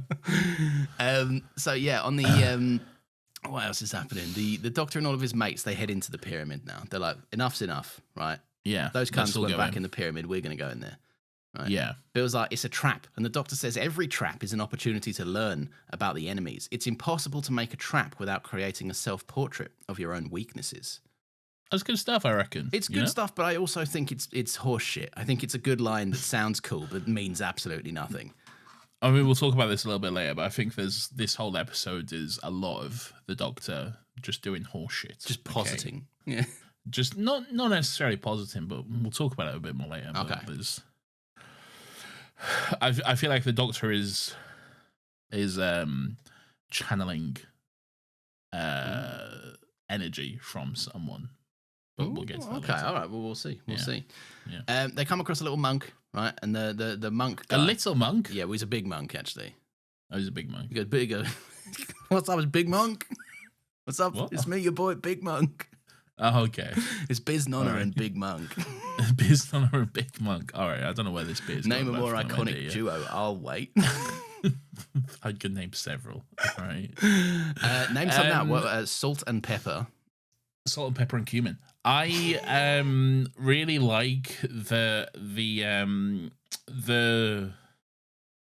like one of the military guys is like, you're fucking ugly. You look like corpses and shit. Yeah. And the monks are like, we made ourselves in your image. Like, this isn't what they look like. We don't know what the monks actually look like, but they've just made themselves appear this way so they can relate to us, really. Yeah. But they fucked that one up. No, but I don't think they did though. I think it's intentional. Like it's like to them the human race is already dead. Yeah, this is what we know. So this is what we look like. Yeah, this is how we know you. The human race are decrepit. Your corpses. This is what you are to us. Yeah. Okay. Now love us so we can save you. Yeah. That's an interesting tactic, isn't it? Imagine if you're on a date and you're like, you're hideous. You look like absolute shit. Now love us. Now love me, please. I think that'd be nice. I think it's a little bit different than that. Really. Right, you don't want to do my fun riff here. So I had C. It's fine. Don't worry about it. I don't know. So they what do they say? They say, look, you fucking They basically they dick about. The monk's job is they dick about with catastrophes. They know when shit's coming up. They've got the Loki sacred timeline, right? And they know when shit's about to happen, and they go, "We're going to fix it so it doesn't happen, and we're going to stop doing that. Right? We're going to stop this event that fucks up your world if you don't love us and consent to us saving your lives and being cool guys that you worship or whatever." Yeah, and then the Secretary General's like, "Oh, fucking sick. I'll have a go then. Yeah, shit. Sounds great. Fucking yeah, do it. I consent." I don't think this man should be the UN Secretary General. I think I think that's a bad call. Neither do I, to be honest. But I mean, look, I don't know what I'd do in this situation. Like, I think your entire job is to not do this if you're the UN Secretary General. Yeah, but like, how often is your job dealing with aliens that are invading us? If you're the UN Secretary, I guess in Doctor Who quite a lot. Yeah, in Doctor Who, like every day. Yeah, probably. But still, though, like, I don't know. It's a unique situation. But anyway, this cunt's immediately like, yeah, sick, I consent, take over the world or whatever. Yeah. And then they're like, fucking L on you, cunt, your consent is not pure, so fuck you, we'll kill you instead. Yeah, sounds good. I like the little death. Like I think that the effect looks sick as fuck. Like he kind of just like he gets dusted, but he kind of stays where he is and crumbles. It looks like wet sand. Yeah. If you kick over a wet sand castle, it looks like this. Yeah. Yeah, it kind of does a bit. Yeah. Yeah, it looks quite good. Also pretty chill that the monks are like, they're like, we love consent, you know? It's pretty cool. Yeah, that's nice. It's It's woke. good. Yeah, it's good vibes of them, I reckon. Woke monks, you know? Woke monks, yeah. It's the Doctor does have a fun line because their whole vibe of it and the whole reason they want the consent is like ruling through fear is not effective. Because you'll always get people doing uprisings and shit, right? But they need you. They need to see you as like a savior, as their salvation, and worship you and love you. Yes. And the Doctor kind of like he doesn't agree with it. He thinks the practice is obviously fucking abhorrent, but like he does understand it. He says like fear is temporary, but love is slavery. Which is a great line, I think. Yeah, 100%. Yeah, better than whatever he said earlier about fear is, or the love, or traps are a sort of portrait of your own weaknesses or whatever, which meant nothing. What the fuck are you on about? Oh. All right, move on. Move on. Shit. So he dies, and the Doctor's like, "Fucking, I'll tell you what. Why are we even dicking around here? Right? I'm sick of this. I'm the president. I'm saying no. Fuck you." And they're like, Earth will be doomed if you don't do this, by the way. And the Doctor's like, Earth's always fucking doomed, man. You see me? Mate, this is a Tuesday for me, cunt, all right? Fucking Earth's doomed all the time. You know what's happened? Me, all right? I'm the cunt who stops Earth from being doomed, all right? And I like that the episode actually, like, it's not like they don't, for some reason, elevate it to be like, no, this is the one thing the Doctor couldn't stop. He could have easily stopped it. He had like 5 more seconds, Well, no, not necessarily that. He could have if it wasn't for his own hubris, yes, I think. Yeah, but if he hadn't, will again, something I want to discuss. Channeling the character's energy, which we'll get into. Interesting. Okay. But Lawrence, go on, you have a go. Because I know that your next note is going to be talking about a certain man. It's not. Oh, okay. Actually, because the clocks go to 1 minute to midnight now after. Oh yeah. After the Doctor's like, fuck you, I'll save the world myself, and the clocks are like, well, we'll see about that one, bitch. Yeah, you know? We'll see, Chief. We'll see. Yeah, we'll see about that one. Then Chief. what happens? Is there something happening with scientists that happens? Yeah, so in our scientist duo, got you. Fuck. They are no, the dad from My Parents Are Aliens, who is also Tony from Fresh Meat, not of course to be confused with Tony from Skins, who is played by Nicholas Hoult. So true. Recently starred in Superman as Lex Luthor. Oh, he did actually. Yeah. And I'm glad that you said that about the Tonys, by the way, because I would have got it confused. So. I often do. Yeah. So it's nice to have that little bit of context. Yeah. So they're doing germ shit or whatever. Yeah. And then they have a look at their germ shit, and then they're like, oh no, it's doing bad germ shit. Oh, my germ shit's all fucked. Not my germ shit, no. And then his kid's killing the plants or whatever, and they're like, oh no, this is bad, maybe? In primary school, I made Chris. Nathan. I made Chris, right? And that's the extent of my science. Like, you grew Chris. Yeah, I didn't make Chris. I don't know how Chris is made. You plant a seed. You planted a seed. Yeah, I got some soil. I put some cress in it. A little bit of soil. Yeah. You put a little seed in there. Are you fucking with an egg and cress sandwich? I like an egg and cress sandwich. Yeah. Pervert. Yuck. What is that? That is the sandwich of a pervert, man. Like if I little egg and cress. Nah, egg and cress is disgusting. That egg, do you know what that is? Egg and cress to me has the exact same vibe as like if you're getting that sandwich in a meal deal, then I also believe you're getting a hard boiled egg as your snack. Like that's not what you asked me. All right, what are you? I'm not getting an egg and cress sandwich in a meal deal. Then when are you having egg and cress? When are you experiencing egg and cress? If it's my only option, okay. All right, but then I choose egg and cress over death. So I don't think you can. This is not the claim. I'm saying, do you enjoy and fuck with an egg cress sandwich? And you're like, I enjoy an egg and cress sandwich. Yes, no, okay. Man. If I have other options, I'm probably most likely to go with something that would be more filling. Okay, an egg and cress sandwich is not the most filling option. Okay, no, it's not gonna give me what I need for it's the day. It's a light snack for perverts. It is. It's a light snack. Yeah, they got steak. But if I'm at an event and there's those little sandwiches, little corners, the little platter thing, little triangles, and there's little egg and cress sandwiches. I'm like, I'll have one of those. Yeah. Miss me with those events, man. Right, miss me with the events. Yeah, I'll take the catering. Yeah, no, just grab one of those big silver platters. Yes, that's the thing. I'll take the catering, but then like there's always some kind of waiting behind you, some stuffy old fucking bastard in a suit or whatever. Yeah, and you're like, I'm gonna have this little ham and cheese sandwich. Is there a Scotch egg going? A Scotch egg, and they're reaching over you with their tongs, and I'm like, wait your fucking turn, you prick, right? Like just someone's hungry, is it? Yeah, exactly. And I'm like, yeah, do you know what I am? Because I'm eating these tiny corner fucking sandwiches. A lovely spread, haven't they? And then, they'll be like, lovely spread, and they'll pick up one cocktail sausage and a small quarter of a sandwich, and it's like, no wonder old people die. Do you know what I mean? Like, you got no sustenance.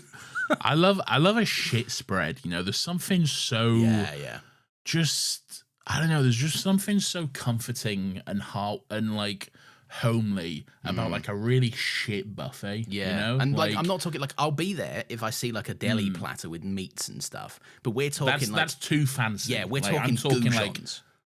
Exactly. Yeah. Chicken goujons, like Iceland mini pizzas and shit, oh my Lord. Yeah. Just those big packs of like Iceland frozen shit, you know? Yeah. Whack them, they're on those shitty little foil trays and stuff that they're like stiff as a cardboard fucking whatever, you know? Yeah.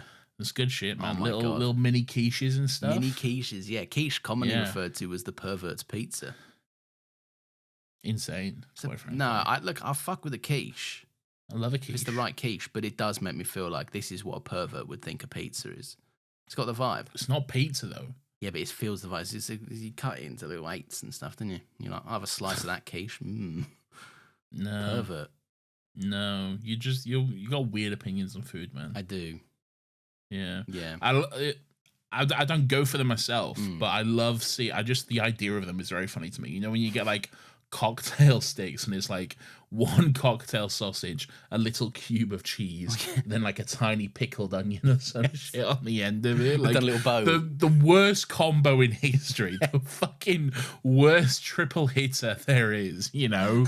But some cunt's just gone, fucking shove them on there. They've opened the fridge and gone, fuck, we got them. Okay, fuck these. Come on, get them in. Maybe there'll be a pot of Persian with pineapple as well, a cheese, pineapple, and a little sausage, you know?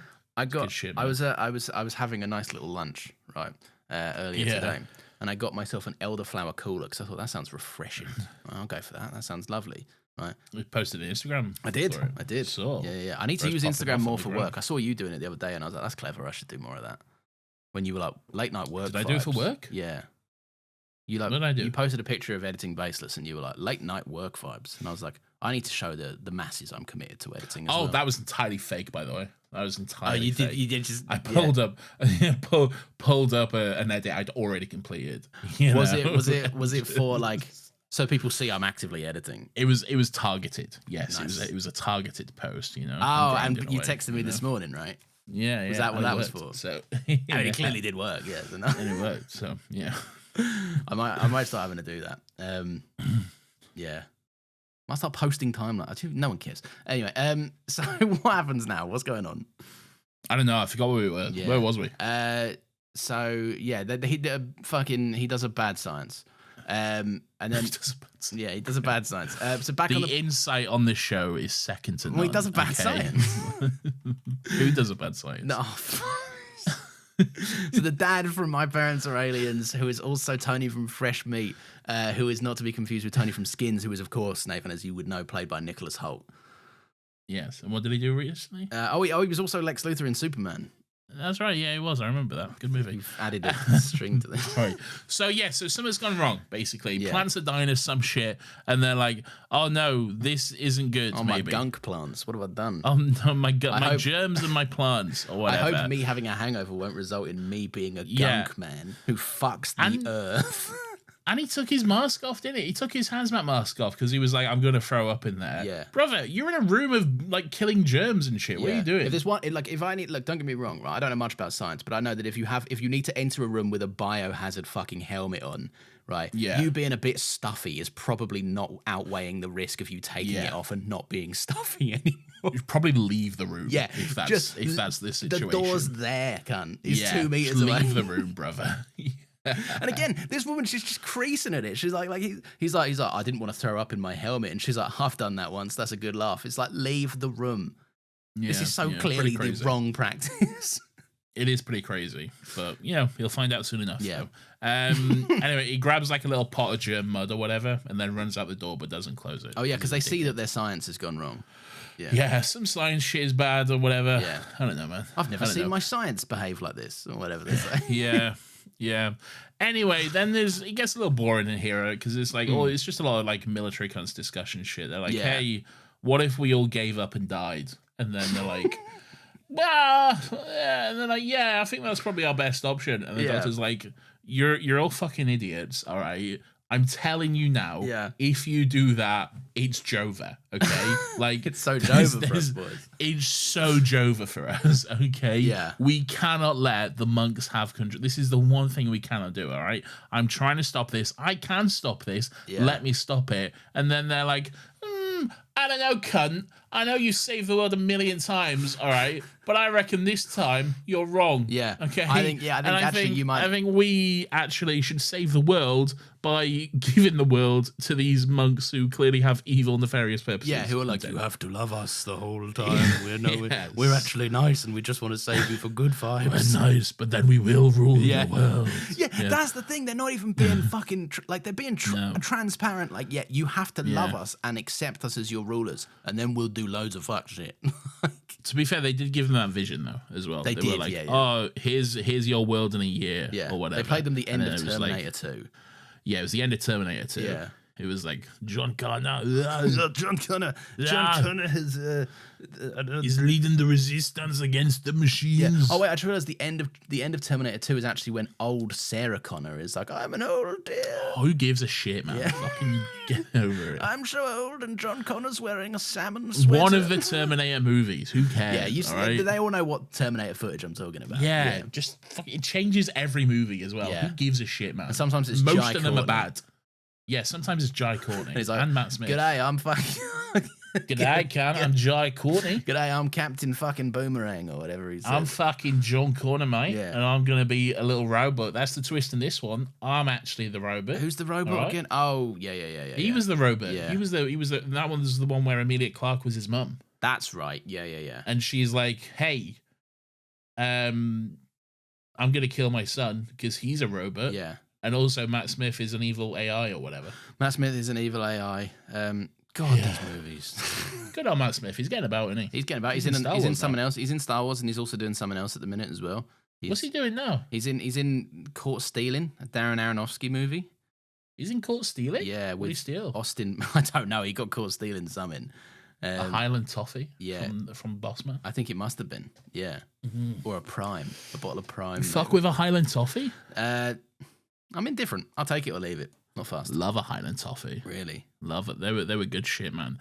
Miss me with a blackjack. Do you remember blackjack? Oh god, disgusting. Yeah. Licorice? Ugh, not for me. I got to be in the right vibe for a licorice. I don't. The right vibe is no vibe. Okay, there is no vibe in which licorice is the correct option. Yeah, okay? I understand. It's like someone went, "What if we made a sweet?" Yeah. That tasted like absolute shit. Yeah, that tasted like somehow tar and concrete. Like, disgusting. What if we made a sweet that no one enjoyed, you know? That to me is Awful. a toxic waste. Get out of here with a toxic waste. What are you trying What's a toxic waste? You don't make kids on the playground with their toxic waste. They come in a little shitty fucking neon barrel, right? And you'd open them up. Is this a new thing? I've not heard of No, this. this is from Yonks back. And it supposedly was like the sourest sweet on the market or whatever. Right, you put a toxic waste in your mouth, and then every single cunt that did it, you'd see him go and like squint out like a fucking motherfucker, right? Yeah. And they'd be like, "Bro, it's good though, it tastes good though," and I'd be like, "You clearly You clearly are insecure about your ability to have sour food. Like, I don't care. I'm not impressed by the fact that you go to a sweet.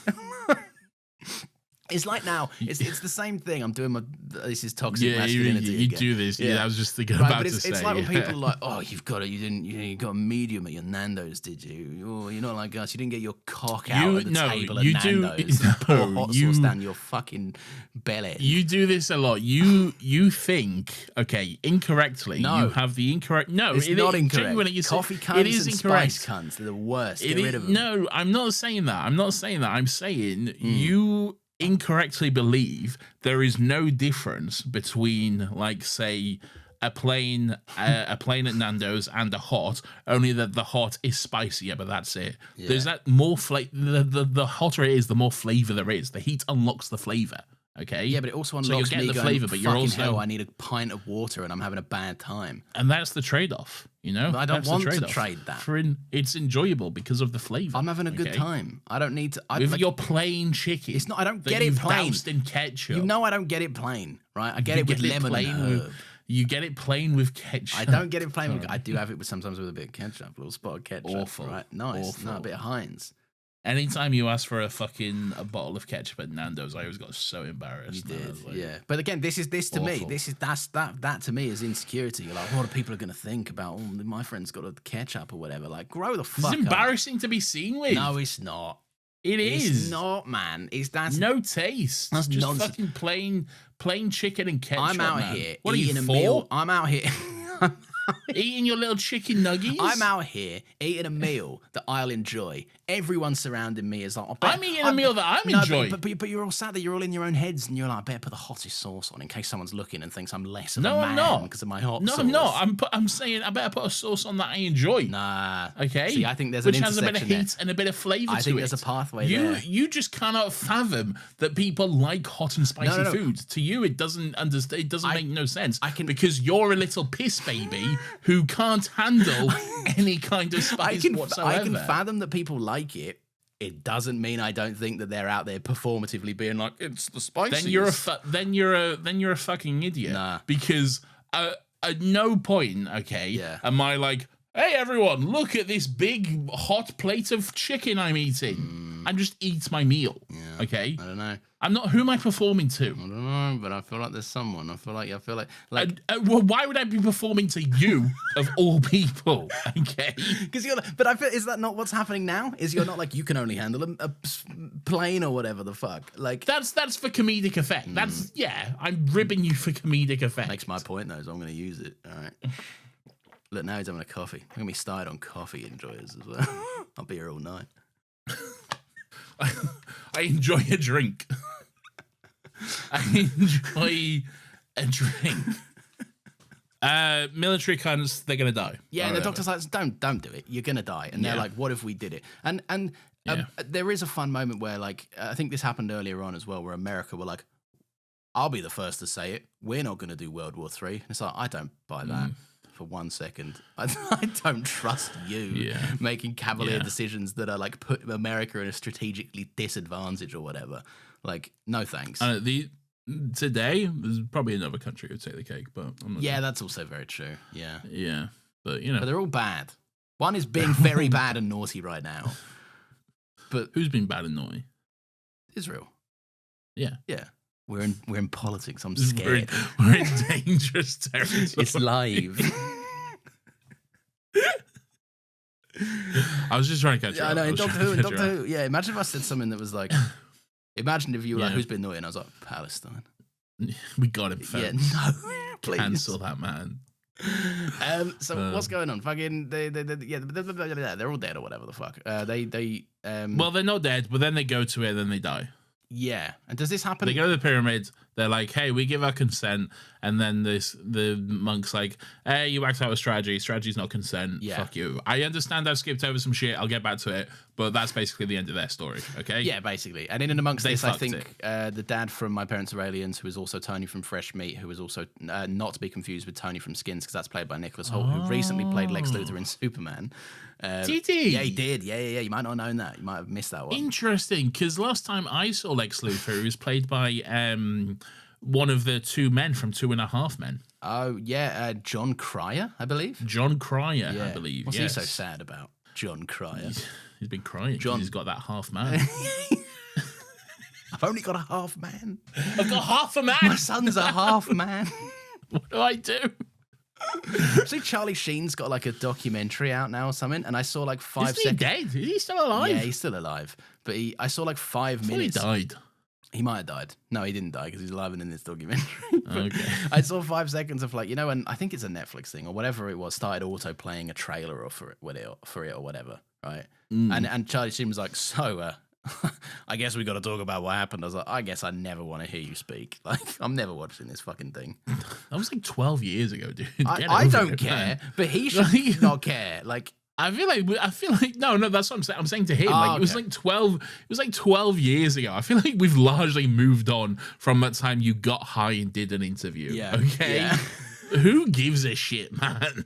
I'm pretty sure. I don't know what he you said. have not been relevant in years, Yeah. Charlie Sheen. So much so that I thought you was dead. All right. And didn't they get Ashton Kutcher in 2.5 Men to be like, Kevin Maybe. McBride's a good guy.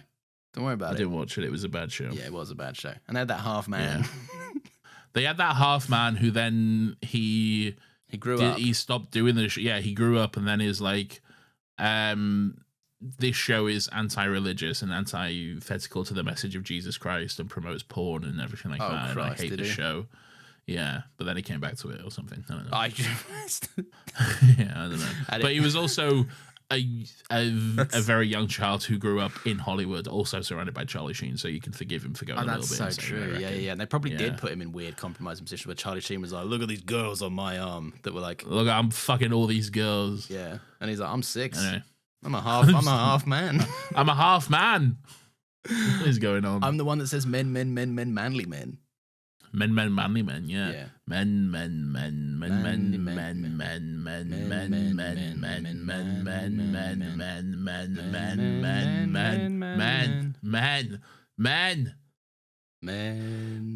men. Not me being a transition. Man. I love a Hannah Montana transition. Ooh, whoa, yeah. Oh. Yeah, sometimes it's a sad one. It's like, oh, fuck. Yeah. And then Billy Ray Cyrus is always there, and he's like, I'm not fucking stoned out of my face right now. That's something that's not Was he happening. stoned? Yeah, Goodness. mate, he was fucking absolutely puffing the entire time. Like, I have non-stop. no memory of that. Yeah. They had that 40-year-old man who played their little brother Yes. or whatever. That little A full 40-year-old man who should have That been a little half full. man. Yeah, he should have been the half. You seen a picture of him now? He's like the same. I'm like, motherfucker, get old. Yeah, Like, he's like 60 or some shit now. it's ridiculous. Like, Good on him, I reckon. yeah. It's probably older than Billy Ray Cyrus. Yeah, probably. Him and that fucking Love Actually kid drinking from Tom Cruise's well of immortal youth that's drying up for him. No, Tom Cruise, yeah, his well's Yeah. drying up, man. He's like, he needs to sacrifice some more virgins or some shit because, like, Yeah. he is visibly aging. It's coming now. hard and fast for him now. And I feel like Yeah. he's committed to the young man's long hair that is doing him absolutely fuck all favors. Yeah. You'll see when you watch The Final Reckoning, I think it's called. If you watch The Final Reckoning, you'll be like, Yeah. why has he got this hair? He looks... Which is largely dependent on if you buy it on Prime. I'm not... Why would I buy a movie for you to watch on Prime that I've already seen? That I can torrent? So I can watch it. Just torrent it and HDMI it. No, but I want to watch it on my TV. So I'm not HDMI doing it. HDMI. I'm not fucking about HDMI. Why man. not, man? Gonna get around the back of the TV and try to plug it in. Oh, and shit, man. obscene that you'd rather me spend money I'm not than doing you that. lean round the back of the fucking TV. Yeah, because then it's easier for me. I mean, yeah, fair enough. Where's the lie? So fucking that guy puddles out. I'm not doing the whole bit again. He's puddled out. He dies. Oh, he turned into a puddle. Yeah. Yeah. He good on him. He got his comeuppance. He turned into a big puddle. Yeah. What happened? And then everything was going to shit. They were like, "Oh, we need to evacuate the lab. Yeah. We need to blow it up or whatever." Yeah. And burn the germs or whatever. Yeah. And also, while that was going on, the doctor was like, he basically figured out where the end of the world thing was happening, basically. Yes. He was like, maybe it's probably biochemical, whatever, germ shit, you know? Yeah. It's fucking... How many are doing this? And how many are doing this? I And do Nardole quite like keeps that because narrowing he's it like, down. I've got something to tell you, Bill. I've been keeping a secret. and he stands up and he goes, and he takes off his sunnies even, and he's like, you can see he's about to say I'm blind or whatever, and I'm blind. Yeah, but then like you see the train of thought, and he goes, I can blind them. And then he runs out, and I'm like, this is clever. This is good stuff. It is quite clever. Yeah, it is good stuff. And how Nardol's like, yeah, but mate, we're still gonna they're gonna boot up, and we're still gonna be fine looking at all the fucking labs. And he's like, which one boots up first, motherfucker? Which one are they keen to get eyes on? And he's like, yeah, that's a little bit later, but but it's anyway. How that thing plays out is whatever. Cool. They find it, they get there. Yeah, Nardol's lungs are cheap, so he has to go back into the TARDIS. Yes. All right. But then he's still breathed in the gas, I guess. So he's still dying. Yeah, but he doesn't puddle out like the other guy does. No, because he's not fully human. Yeah, but he's just having a bad day on the TARDIS. Yeah, basically. He's having a bad time on the TARDIS. The TARDIS also makes it. Are we in highlights? I feel like we're highlighting stuff now. We haven't officially said this. We don't call it that because we get cancelled. Don't do highlight because people get mad about people get really it, cross about highlights. But it's but we're kind of doing it, but not really. We're hanging a fucking hanging a lamp on it or hanging a lampshade on it or some shit. Yeah. If we say we do highlights, people get mad at us. Okay? Which do you know what's so funny? I'm not joking. I got halfway into I saw that morning on Discord was a wild one. Right, everyone and their mums had a fucking take, right? And then I'm not joking. In the edit, for like, I was very, very tempted to use the bit from Hamilton that goes highlights and add it to my soundboard. So for the next edit, when we went into highlights, I could press it and it would just be highlights from Hamilton. I was very tempted to do the exact same thing and make it a button on my soundboard, and neither of us did. And neither of us did. That was one of the moments where we're like, the gang's gonna love this. They're gonna go wild for this segment, and everyone was like, we hate this, and that's bad, and you suck. yeah. Most people seem. It was funny. There was the 1-2 punch of hi everyone, you're listening to it now. It was funny. There was the 1-2 punch of like, never do this again, you suck. But guys, you shouldn't listen to us. All right, what do we know about it? It does suck, but don't be listening to us about it. Yeah. I'll listen to everyone. All right. Yeah, I listen to everyone. I'll take everything on board, I think. Yeah, and then I'll get into my own head about it all. Yeah, and then I'll want to kill myself. And then we'll do highlights, but not really highlights. We're scared to say highlights, Yeah, but yeah. Anyway, what does Nardole do? He's puffing out in the TARDIS. He's not a goo man yet. He's not a goo man, but he's got his lungs are in a bad. Excuse me, I've had too many fizzy drinks. He's in a bad way. Okay, yeah. He's having a little kip on the TARDIS floor, so he's out for the count basically. Yeah. And he doesn't answer the doctor in a pivotal scene. Yeah, that's true. That's sick. Well, we're pretty much there now. The doctor's like, hey, so this lab's fucked. Yeah. Okay. So what we basically need to do is blow it up. Okay. Yes. He gets on well. Is it Erica? The scientist woman? Yeah. Yeah, he gets on well with Erica. He's quite impressed with Erica. He's like, hey, what are you doing after this, Erica? You're my glamorous assistant. Yeah. She's doing all this with no specs, by the way. Pretty clever. Doing good as well. Didn't need those specs after all. Fuck her useless husband, you know? Yes. Useless, all right? Yeah. Anyway. They need to do a big explosion in the lab. Right. They do need to do a big explosion. So the doctor, like, he fashions a little bomb out of, like, a flask and a little gas canister thing. See, I feel like this doesn't make science sense, but I also don't know. So I don't want to I don't. He's got a little fucking flask gas thing, so that can blow. Yeah, up, and he's like, how am I going to do the bomb? And she's like, this lab loves ethanol or whatever. And he's like, oh, sick. I'll use some of that then. That sounds good. Yeah, maybe. She's like, cool vibes. I'm not sciencey. I don't know. Yeah. That's fair. I know enough to know when you've messed up a plant and it turns into a gunk plant. See, I don't know that. I couldn't tell you. Well, that's because you're a fool. You need to widen up. I am a fool. Yeah. I am. You need to grow some cress in primary school like me, and then you know what the fuck you're talking about. I did, but then I made too many egg and cress sandwiches, Lawrence. See, that's why you're a pervert for them. That's why you love them so much. I also grew all those eggs. My chicken farm. Oh, very nice. Did you sit on them? Did you rear them yourself? I did. I reared them. I had a little nest. Yeah. You lean your little bottom, your little body warming you the eggs. Just say botty. I don't like that. I don't like that. I don't know why, but I don't like it. All right. It's fun. Anyway, blah blah blah. Yeah. Doctor blows up a lab. All right. Wait, tries to. Fucking figured. Well, I'm getting that. Yeah. He does. He's successful in that. He's getting it ready. Yeah. He says the timer for 2 minutes. He's ready to go. It's in the sealed off area, so they'll be fine. Erica's on the other side. She's like, sick cunt, come on over. He's like, yes, my glamorous assistant. We did it. We saved the world. We're going to have 2 private jets or whatever. Yeah. We fucking did it, cunt. the countdown, the minutes to midnight. That's a Linkin Park album, I think. But the really? minutes to midnight. Are you sure? Are you sure you're not confusing it with Collision Course? When he was also No, that's a different. when he one, collaborated I with think. Jay-Z, who sings your favorite Yeah. song, "Nigel's in Paris." I do like Jay-Z, and I do like that album. That is a fucking It's a sick great album, I yeah. will say. Yeah. Oh, you throw me off my rhythm. You're wasting your talent, Randy. I ordered a Frappuccino. Where's my fucking Frappuccino? Dun, dun, dun, dun, dun. When I Son, do you pretend. know what I'm stopping you for? Because I'm young and I'm black and my hat's real. Do I look like Do a I look like a mind mind reader, reader, sir? I don't know. I don't know. Good stuff. Anyway, we should probably leave it there. Yeah, we're in dangerous territory of getting into autopilot there. Yeah. What was I going to say? What was I saying? I don't know, Throw man. me off my rhythm. The doctor's like, I'm still blind, and he can't. No, read the before that, he's fucking about.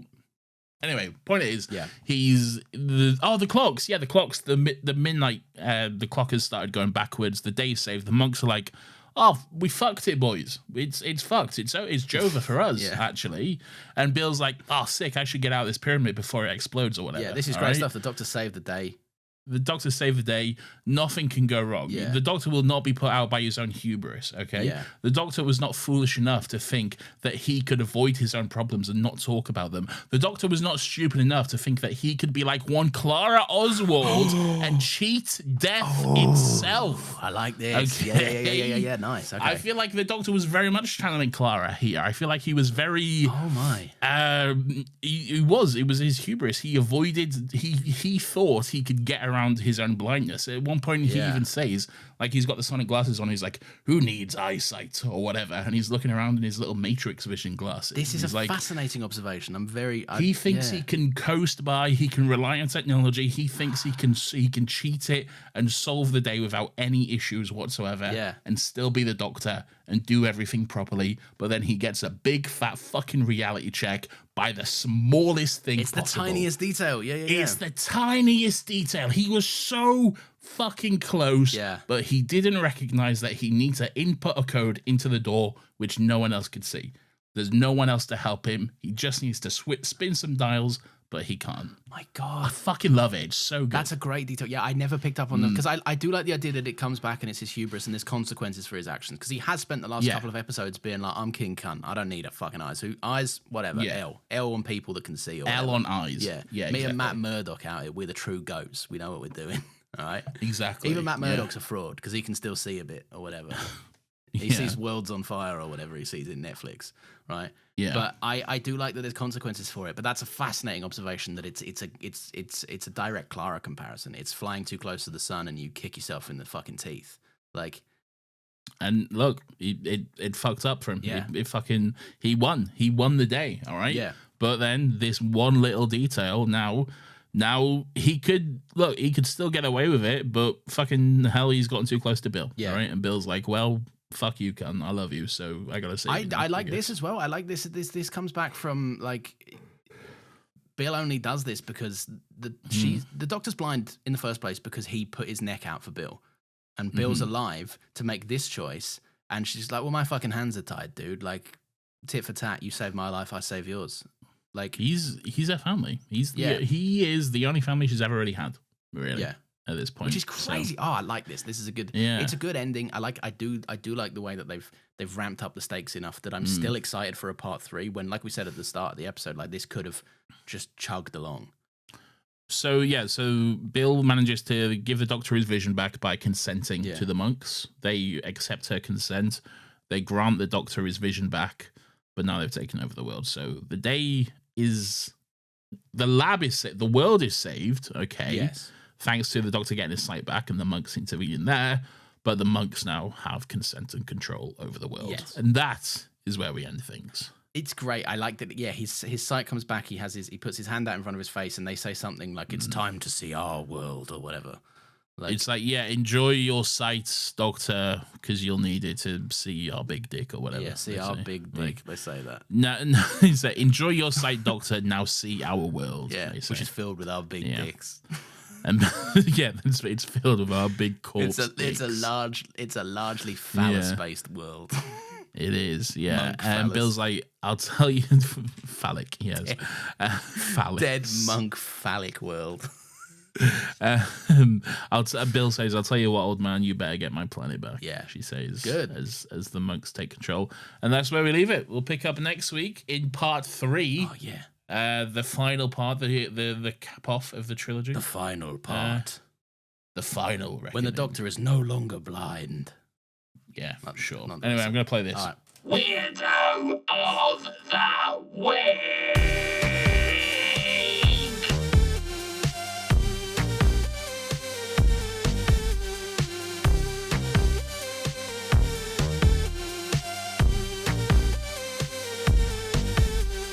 Weirdo. This is everyone's favorite section of the show where we get to take a chance to look back and reflect on some of the weird and wonderful and grubby little cunts who come across our screens each and every week. Lawrence, who's your weirdo for this week? So whoever built this lab is my weirdo for this week.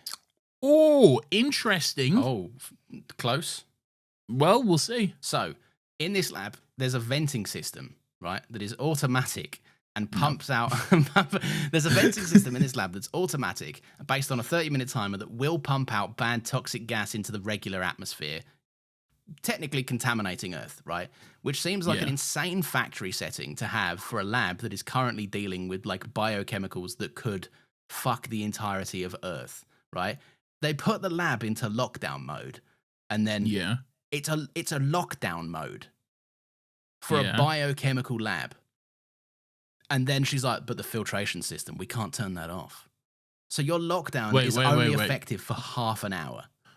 What point are you making? So the people who designed this lab built in a factory default setting that you can't turn off, that every half an hour, it pumps out air, crusty toxic air, into the Earth's atmosphere to like cleanse the lab, I guess, and keep it at like a manageable toxic level or some shit. I think you misunderstood something. I don't think so, because they're going on about how unsolvable it is, right? And the Doctor's like, what about the vents? And she's like, nah, it's like, we can't use them or whatever the fuck, right? The point I'm making is that there's a filtration system that they can't turn off, and they put the lab into lockdown mode. Now, lockdown mode, it would infer that the vents are shut, but the vents are not shut. I think that's dumb. Why would lockdown mode? Because you're locking something down. You're closing points of access, and if you're dealing with biochemicals, air can get through a fucking crack in a vent. Like, it's just. I don't know what point. It's wild to me. All right, I don't really understand yours. If I'm being chat. Am I making sense or am I chatting shit? Nathan, pull up the chat. I'm pulling up the chat. PSA's segment, and also venting Amoga sounds.mp3. I don't know what that means. I also don't know what it means. I don't know what that means, Twitch chat. Look, I don't really understand yours, if I'm being honest. That's okay. I think you might have misunderstood something. Oh, why'd you never just let me be smart boy? I feel like that is the most, like, walk me through it again. Oh, all right. Christ. No, I want to understand.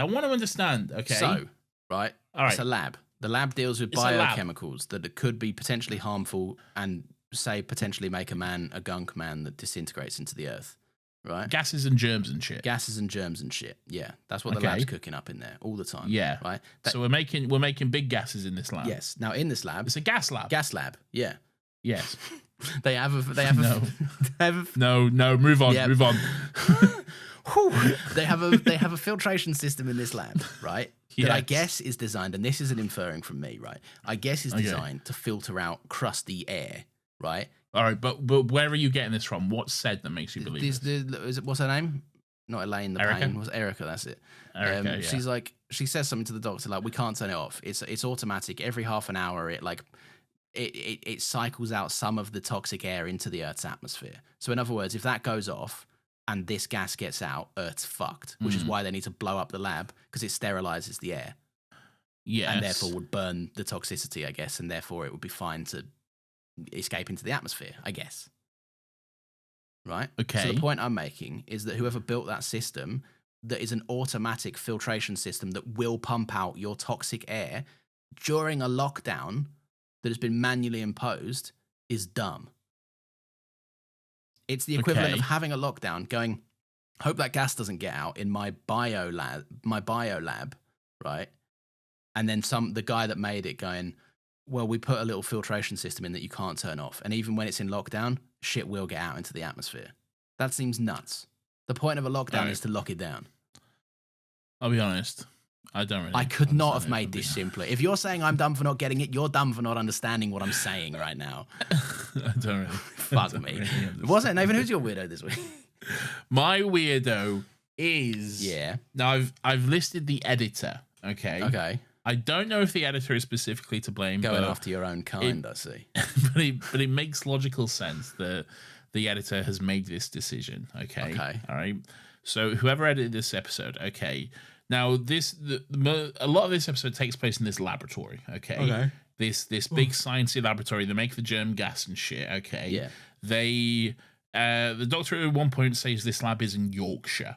Okay. Yes, he does. It's in Yorkshire, in the north of England. Yeah. Okay. Where your dad lives. Throughout the episode, there are several establishing shots of this lab. Okay, the building that the lab is in. Yeah. Now, for some reason, I assume the editor has chosen to make the very famous London landmark, the City of London Town Hall, okay, the building that is the establishing shot for this lab. I don't know why the editor has gone with a very famous London building, okay? Yeah. It's London City Hall. I don't know why.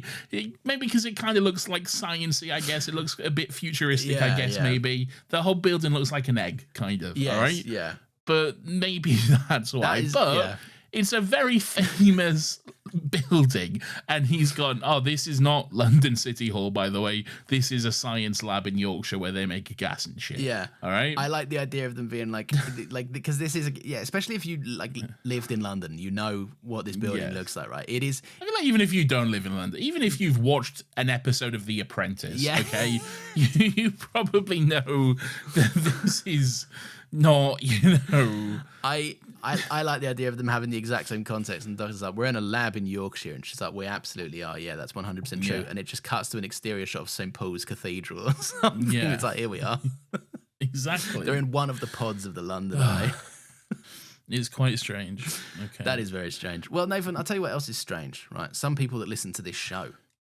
Right? What? And they've written in this week because it's time to hear what the audience have to say, right? We've got messages to read out. Hugo's probably got something for us, right? Should we start with Hugo? Should we start with emails? Should we start with Discord? What do you want to do? Start with Discord while I pull up some shit. All right, I will also pull up Discord, so everyone bear with me a second. Oh, Nathan, hit great, be right okay. back. Yeah, well, I'm not going to do that, but okay. That's so fair. This week, Nathan, Lord President Dalek. Lord President. There it is. They say, so if the monks are scheming to take over someone's fucking... Shut up, Ari. You've shifted all my fucking shit down. For fuck's sake. What? Ari said something in the thoughts and just fucking fucked it. Oh, God. Okay. Oh, now I've lost all my stuff, Ari. So if the monks... I feel this is your it issue. It is. Really. So if the monks are scheming to take over the world, they are using a pyramid. You could say this episode is a pyramid scheme.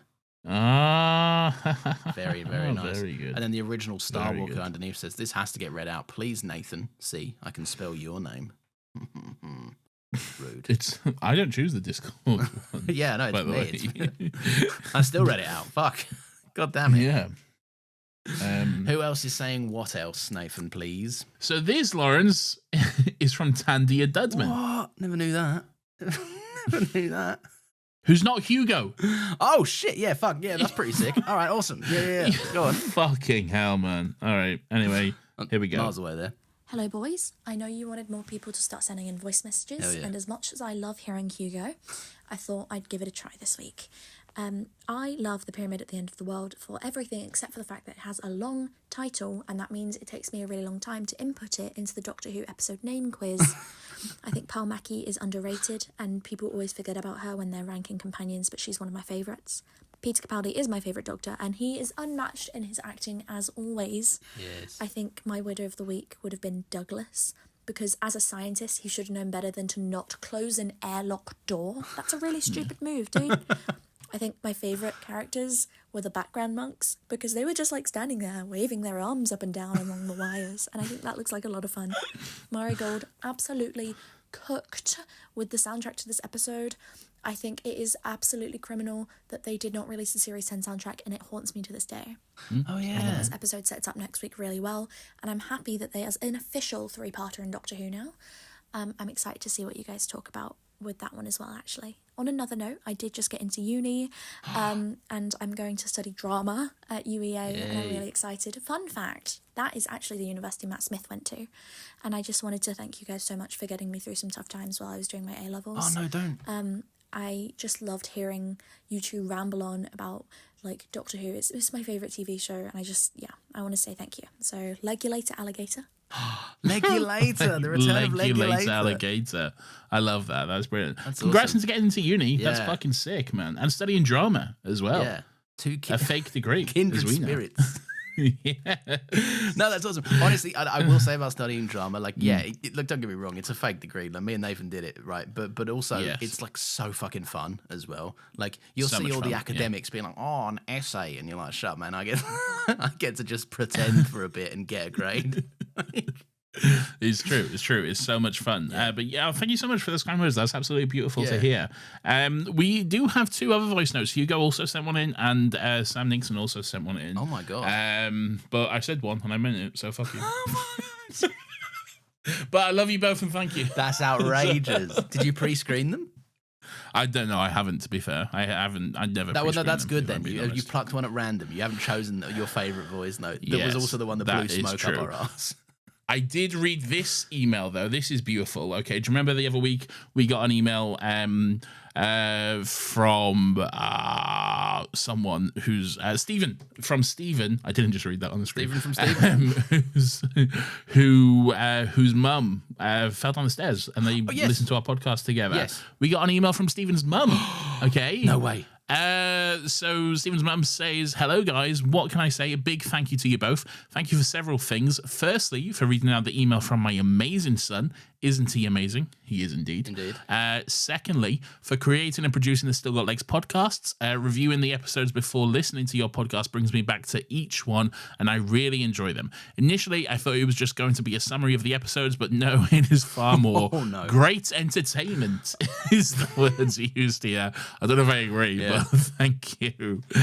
You guys have a super connection and work so well together. Thirdly, I have taken up gaming. This is the coolest mum in the world. Sick, man. This is sick, man. This is something I thought I would never master, but hey, one has to start somewhere. I'm still in the starting gates, building up my skill sets, being guided by Stephen. I've started with Portal 2, The Wolf Among Us, Tales from Borderlands, and now on Titanfall 2. I will check out Red Dead Redemption. Yes, I was waiting for it. That's fucking sick. Yeah. Lastly, I'm recovering from my fall. Don't like doing nothing, and gaming and listening to the podcast helps to pass the time. Thank you both again, Fiona Lala. I think I mispronounced that again. But thank you, Stephen's mum. We love you. Yeah, thank you so much. Can you be our mum? Yeah, yes. Can't be. What I will say is that reminded me of the time when I asked my mum to pick up some gaming, right? And I invited my mum to play a game of Call of Duty with me, thinking I would just fucking absolutely like just cane her at it, basically. Right. Yes. And what instead happened was I couldn't even bring myself to shoot her because I just took so much pity on my mum, who was so terrible at Call of Duty, that I found her little character in a team deathmatch in a shipping crate, pointing her gun downwards and spinning on the spot. And she said, "Lawrence, I don't know where I am." Well, she's looking at the floor. I know. And I showed her. I was like, "This is what you look like on my screen." And my mum was like, "I think I'm done with this, if I'm honest." All right. We have another Discord? We do. Sage says, another banger, fuck the haters. All right, sick. Here's a quick thought. I'll read you another one because that was quite a quick thought. Pierce copied me and said more like pyramid as fuck, am I right, boys? And then in brackets, I haven't seen the episode. Pierce, watch the episode. Why are you not watching these episodes? Yeah, well, come on, man. Second of all, I think you stole it from him, actually. That's not what happened. That's not true at all. Anyway, here's another email. This is from the Howler. They say, hello, beauties. Hello. Hope you're both well. Sending this from another email because the one I usually use has been a bitch. This is long AF because I'm trying to cram 4 weeks of responses into one email. So get ready to be yelled at. Okay. Oh, fuck. Can emails Nathan, be a bitch? What would be going wrong with your emails? Lawrence, why don't you shut up and stop asking me questions that I don't know the answer to? All right, fair clearly, enough. I okay? apologize. Yeah. Nathan, you cannot eat apple seeds as they contain cyanide. Watch me, bitch. It will take about 18 to 22 apples to take down a grown man, but you should still avoid them. I have eaten way more than 18 to 22 apples like, as in in my lifetime. within one sitting, I would imagine, because cyanide will leave your system. Well, that wasn't specified. All right. So, okay, but That's ridiculous. I'm not going to change who I am. Okay, I'm eating my apples. What can I tell you? That's All right? outrageous. There's You're cyanide in outrageous. them apples. We definitely need more Shakespeare, more culture corner. I agree. If only Lawrence wasn't such a bitch about it. I need some poetry recitation next, or maybe pop culture songs recited as poetry. Take your pick. How interesting. Yeah. Nathan, you do need to preheat your oven. Wrong again. Especially if you're baking. I'm never baking. Yeah. All right. Bro's wake and Otherwise, bake. the edges. I'll bake you in a minute. Otherwise, the edges set faster than the center, and you have dry/overcooked edge of skin and a raw undercooked middle. It's similar to pouring hot tea into a cold mug. All you're left with is a tepid mess. I regularly pour hot tea into a cold mug. Do you? Why are you transferring your tea? I don't know. I'm just saying, like, I'll do what I do. You don't do this, all right? do you? You don't. I've not died, is my point, okay? I'm still alive. No, that's too long. I am still here, so I'm not gonna fucking change now. All right. Yeah. So there we Why go. adapt? Why do anything different? Exactly. It's worked out so far. Why should I? I mean, I guess so. Was that the end of the email? No. Also, put down tinfoil or parchment. No. No one likes scrubbing a pan. This way, you avoid grease and build upon your pans. Amen. I'll just wash my pans. All right. Nah, boring. Fuck off. I'm not putting. What? Hang on. I'm not putting like paper down on my pans and shit. I'll put paper down on a tray. Is that what they're talking about? Like an oven tray? Shut up, you. Or is this one of them cultural divides where they're from a place where they call pans something different or some shit? Howler is going after me in this episode. My God. San Junipero is the most overrated Black Mirror episode. I will not be explaining further nor acknowledging any arguments. Well, you're wrong. You kind of fall your own argument apart there, then, don't you? Yeah, you did. Got two fun things you can add to your Mondo sandwiches. What's that? Mondo sandwiches? That's what it says. Mondo? Add to your Mondo sandwiches. We call them hoagies. Next time, I don't know, Mondo sandwiches. Next time, try apple slices and or pomegranate molasses. Why? I'll put an apple slice in a sandwich. Apple slice in a sandwich. It sounds on paper like Yeah. it could be tasty, but I don't know if I'm fucking around Yeah. with chopping an apple up and shit. I'll give it a go.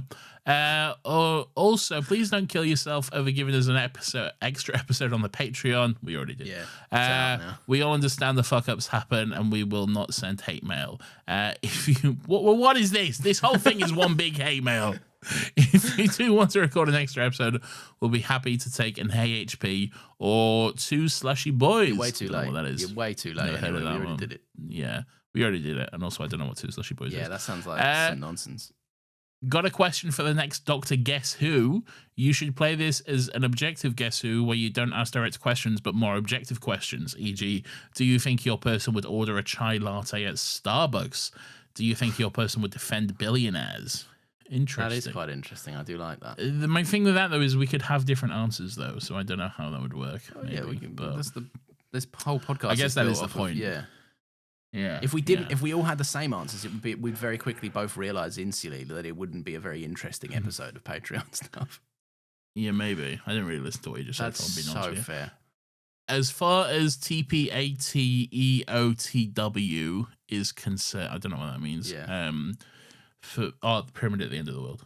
Ah, ain't no one shortening it. It's like I know I don't like abbreviate. It happens all the time when people are talking about Taylor Swift songs. I know a lot of Taylor Swift songs, but when people use fucking abbreviations, I'm like, what the fuck is that? I'm not a. It takes me too long to figure it out. I'm not an abbreviation man. If I was going to shorten this episode, I'd be like pyramid, and you'd get it.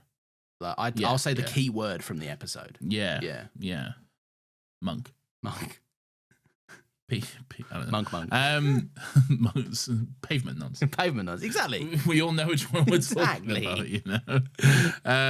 Anyway, as far as TPATEOT, whatever, as far as Pyramid is concerned, for me, this is such a blah episode. I do not even remember anything from it. I haven't rewatched it in about 2 years, but even reading the wiki jogged absolutely no memory for me. Looking forward to your rewatch. Keep on bickering. Oh, we will. We will. The howler. Well, thank you for that. Just takedown of me, I guess. It was largely focused on you, wasn't it? Yeah. Exclusively, I would say. So that's fun. Awesome stuff. So thank you. Thank you. Nathan, it is no longer time for the audience to have what they say. I'm reading the wrong bit of my screen. Thank you, everyone, for listening. Right, feel free to drop us a little 5-star review on our socials, links for which are in the show notes. That'd be very, very cool and swag if you could. Also, you can join the Discord if you like. It is, well, what is it, Nathan? What would you describe our Discord as? A mess. Yes. No, Nathan, it's an inclusive, safe space where a bunch of nerds can make some mates and chat about whatever. Not just Doctor Who. You can chat about telly. You can chat about other movies. You can chat about some other stuff. You can play Minecraft. You can do all sorts in there, right? It's a good time. And thank you to Nina. Thank you to Maylina. And thank you to Pierce for managing the Discord. And also, if you want to hear more, we have a little Patreon. It's £5 to access everything on there. And each month you can expect to hear a topic episode, an episode commentary as voted on by you sometimes, and an episode of our bonus pop culture podcast, Still Got Rex, where we talk about whatever stuff we've been checking out lately. Nathan, I don't know if you're aware of this, but we call our patrons our companions, and it's time to find out who's joining our weird little fucked up TARDIS this week. Also streaming episodes now, so that's fucking something. I guess that's something going on, yeah. Add that to your fucking scripted thing that's too scripted. All right? It's too scripted because I got a lot of information to get out. No, but it's too. I don't like it because it's the same every week and it just sounds too scripted. Well, it's a script. Yeah, but I don't. It shouldn't be. It shouldn't be scripted. Tough. All right. If you don't like it, then next week I'm gonna fucking start by being like, "Still got legs time, motherfuckers. What do you think? We're gonna do this episode and it's called this." You'd hate that if I switched that up, but that's a script. I'm saying, how is that a script? That's a script because we always read out the same thing. We always say, "Well, hello, welcome to Still Got Legs, Doctor Who Rewatch podcast." That bit is, yeah. But then we changed the intro. But then, all right, but then after that, you also do a script. You're like, do I? Yeah. Well, you say similar. Okay, maybe my argument's falling apart. Yeah. Nathan, who's joining the TARDIS this week, please? Anyway, join the Patreon. It's £5. Yeah. We'll do live streams because we're Kaiser now. Yeah. Anyway, first of all, joining the TARDIS this week from fuck knows where in the middle of the void, it is James Ready. Whoa. Ready, more like ready to get kidnapped, bitch. That's right. We saw James strolling through that void. He was bragging. He was like, "Ooh, kidnap me, daddy." That's what he was shouting to us. And then we were like, fucking bet, James Ready. We're going to fucking get you, you cunt. Yeah. So we did. We just flew straight on down, grabbed that little bitch, bag over the head, shoved them into the TARDIS. This is charged with an energy I'm not sure I appreciate. I think it's fun. Fair enough. Nathan, the other person joining us. Welcome, James. Enjoy your stay. Yeah. You can't leave. Yeah. I mean, you can, but like. But we won't we'll make it really hard. Yeah. We'll sap-tack you when you try. Yeah, sapped. And you'll go, stop it. I'm going to sap-tack. You say sap-tack? I did. Yeah, I did. You got it the wrong way around. I did do that, yeah. Sack-tap. I know. I know now. Sap-tap. Anyway, the other person joining us this week, Nathan, is Capricious Helen. Right? Capri-Sun? Capricious Helen. Oh, yeah. Where are they from? They're from Birchwood, Nathan. Where the fuck is Birchwood? I don't know, somewhere in the place of GB, the Great Britannias, you might say. Great Britain. Yeah. So Capricious Helen, I actually misread that. It's actually Capriccio's Helen. We found them in the very famous Capriccio's restaurant as featured on Gavin and Stacey. We went there to meet our mates Gavin and Stacey, and we actually found Helen and or Stacey. Yeah, and we found Helen there. We were like, "Come on then, Helen, let's all go to Capriccio's," where we went for the gnocchi. And then we got in the TARDIS and went home. Birchwood is in Cheshire. Okay. Like a cat? Yeah. No, just the... Like a Cheshire cat?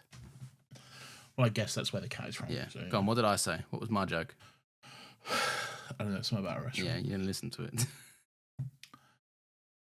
It was great. Oh, it was a great joke. We went to Thank you. We went to Capriccio's from Gavin and Stacey. I did listen to it. Fuck. All right, fine. A great joke. We all had the gnocchi. Anyway, Nathan, When I'm having the gnocchi. Yep. Great. Read the thing. Say thank you to the people. Thank you, James. Thank you, Capricious Helen. We love you. Yeah. You're here for life. You are here for life. You can never leave unless And you if stop. you want to get kidnapped and have your life threatened, gun or knife point, Yeah. then again, join that Patreon. £5, you get some stuff. This You is get- why I script look, it, because I've already said all this, but you're like, time to waffle more. Like, it's, Yeah, but I just do it for fun. No, we're not, just cool we're vibes, not though, doing isn't it for fun. It's 2.5 hours. We're going home now. We're leaving now. It is 2.5 hours. That's about closing time. Closing time. One last call for Every alcohol. new beginning feels like some of a beginning. Someone, but you can't stay here. I know. Closing time. I know Nathan, thank you very much for listening, everyone. You can stay sexy, stay beautiful, stay lovely, stay seeing you next Monday or some shit. Nathan, what should the good people stay? They should, right, you should ask me a different question. Yeah, I should. Because every fucking week, I never know what to say now to you should. My instinct is to go, stay out of my business, Yeah. but I said that already. Yeah, you have said that a I few can't times. say that every week, and there's only so many things that you can stay. Yeah, All right? yeah. For example, you can stay now, baby, if you got to go away. I don't think I can take the pain.